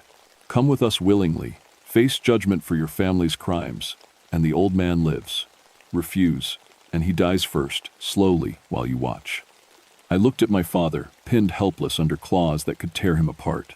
I looked at the circle of creatures surrounding us, their yellow eyes reflecting the truck's headlights like tiny suns. And I made the only choice I could. "I'll come with you," I said. "But you have to promise he won't be harmed." "The pack keeps its word," the leader said. "Unlike your kind." They led me deep into the Joyce Kilmer wilderness, to a part of the forest I'd never seen before. The trees here were older and larger than anywhere else, their trunks so wide that 10 people holding hands couldn't circle them. Snow fell through the canopy in lazy spirals, and the silence was complete except for the soft crunch of our footsteps. As we walked, the creatures began to change. Their wolf forms melted away like smoke, revealing the shapes of men and women dressed in clothing from another era. I recognized some of the styles, work clothes, and hunting gear from the 1930 seconds. These weren't just wolf spirits. They were the people who had been with the wolves when they died. We were the last pack, the leader explained as we walked. His human form was that of a man in his 30s, wearing a faded red flannel shirt and work boots. 7 wolves, 3 humans, who lived with us in the old way. Your great-grandfather's poison killed us all. He led me to a clearing where ancient stones formed a perfect circle. In the center was a pool of water so clear it looked like black glass in the moonlight. Around the edges of the circle were bones, wolf bones, and human bones mixed together. "This is where we died," he said. "This is where the last free pack made its stand against the poison makers.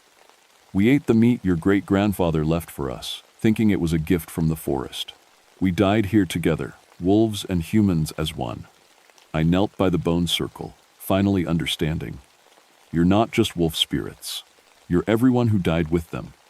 "The Cherokee knew the old ways," said another voice.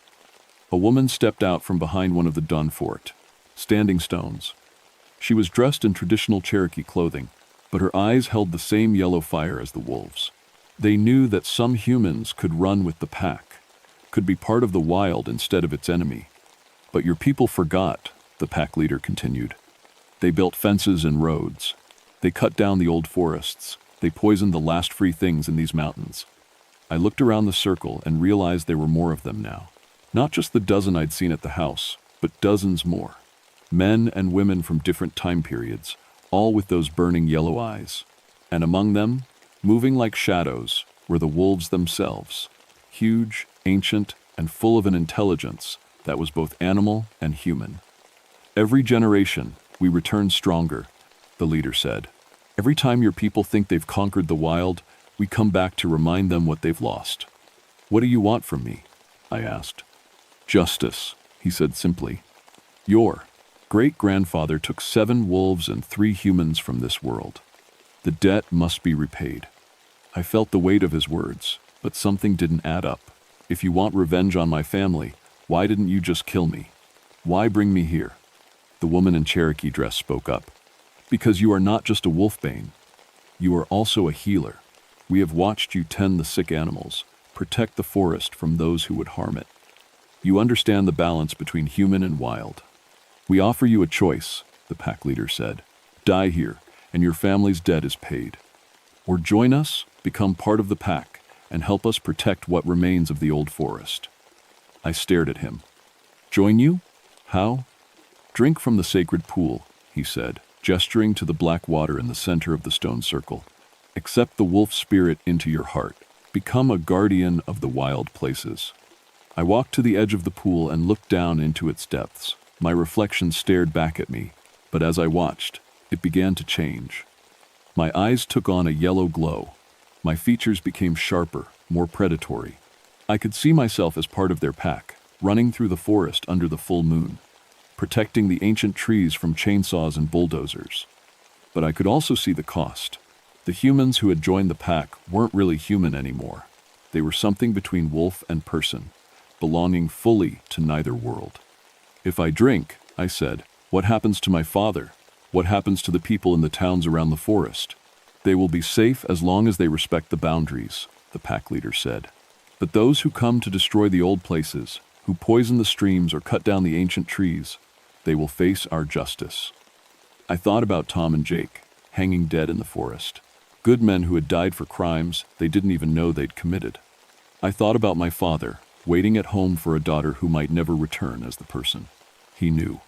And I thought about the wolves, the last of their kind, killed by poison 70 years ago. Murdered not for threatening humans, but for being wild in a world that had no room for wildness. I cupped my hands and dipped them into the sacred pool. The water was ice cold, but it seemed to pulse with its own life. As I brought it to my lips, I could feel the pack watching me, waiting to see what choice I would make. The water tasted like snow and pine needles and something older than memory. As I swallowed, I felt the change begin. The transformation was like being struck by lightning that lasted for hours. Every bone in my body felt like it was breaking and reforming. My senses exploded. I could suddenly smell every animal that had passed through the forest in the last week, hear heartbeats and breathing from miles away, see heat signatures glowing in the darkness. When it was over, I was still human, but I was something more as well. I could feel the pack's presence in my mind, a warm network of consciousness that stretched through the forest. I was connected to every wolf spirit, every guardian, every creature that called the old woods home. You are pack now, the leader said, and his voice came to me both through my ears and through the spirit connection. You are Catherine Wolfbane, the first of your family line to honor the old compact between human and wolf. They taught me the boundaries of their territory, every stream, every ridge, every ancient tree that was under their protection. They showed me how to move through the forest without disturbing its balance, how to speak with the spirits of the wild places, how to sense when someone entered the woods with destructive intent. Most importantly, they taught me my new role. I would remain a park ranger, but now I would be something more, a bridge between the human world and the wild, a guardian who could speak for those who had no voice in the courts of men. I returned to my father's house 3 days later. He took one look at my eyes and knew immediately what had happened. The yellow flame, he said quietly. Your great-grandfather described it in his journals. He said the wolves had eyes like burning stars. I told him everything, about the pack, about the choice I'd made, about what it meant for our family and our community. He listened without judgment, his old hands steady on his coffee cup. I'm proud of you, he said finally. You did what he should have done 70 years ago. Over the following weeks, I developed new routines. My official duties as a ranger continued. I still managed wildlife populations, investigated poaching reports, maintained trails and facilities. But now I had other responsibilities as well. When developers tried to build a shopping center on land that bordered the old forest, I made sure their permits got lost in bureaucratic delays until they gave up and went elsewhere. When a chemical company tried to dump waste in streams that fed into the wilderness, I provided anonymous tips to environmental groups that resulted in federal investigations.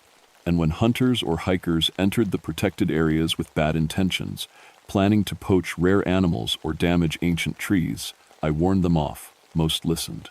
A few didn't, and they learned why the Cherokee had always spoken of wolf guardians with such respect.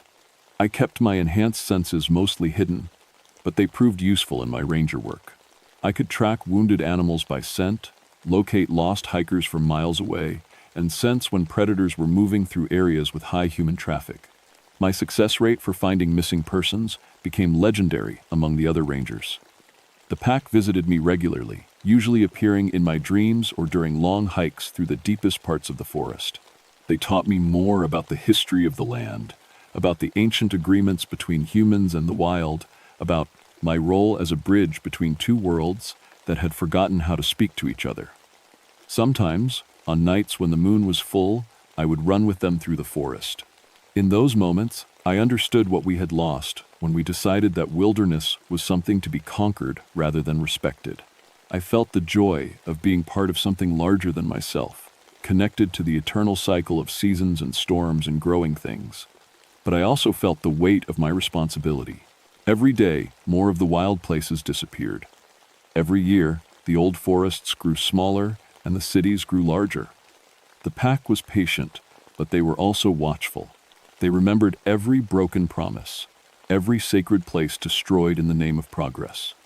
Other rangers began reporting unusual wildlife activity throughout the national forest system. Wolf sightings in places where wolves had been extinct for decades.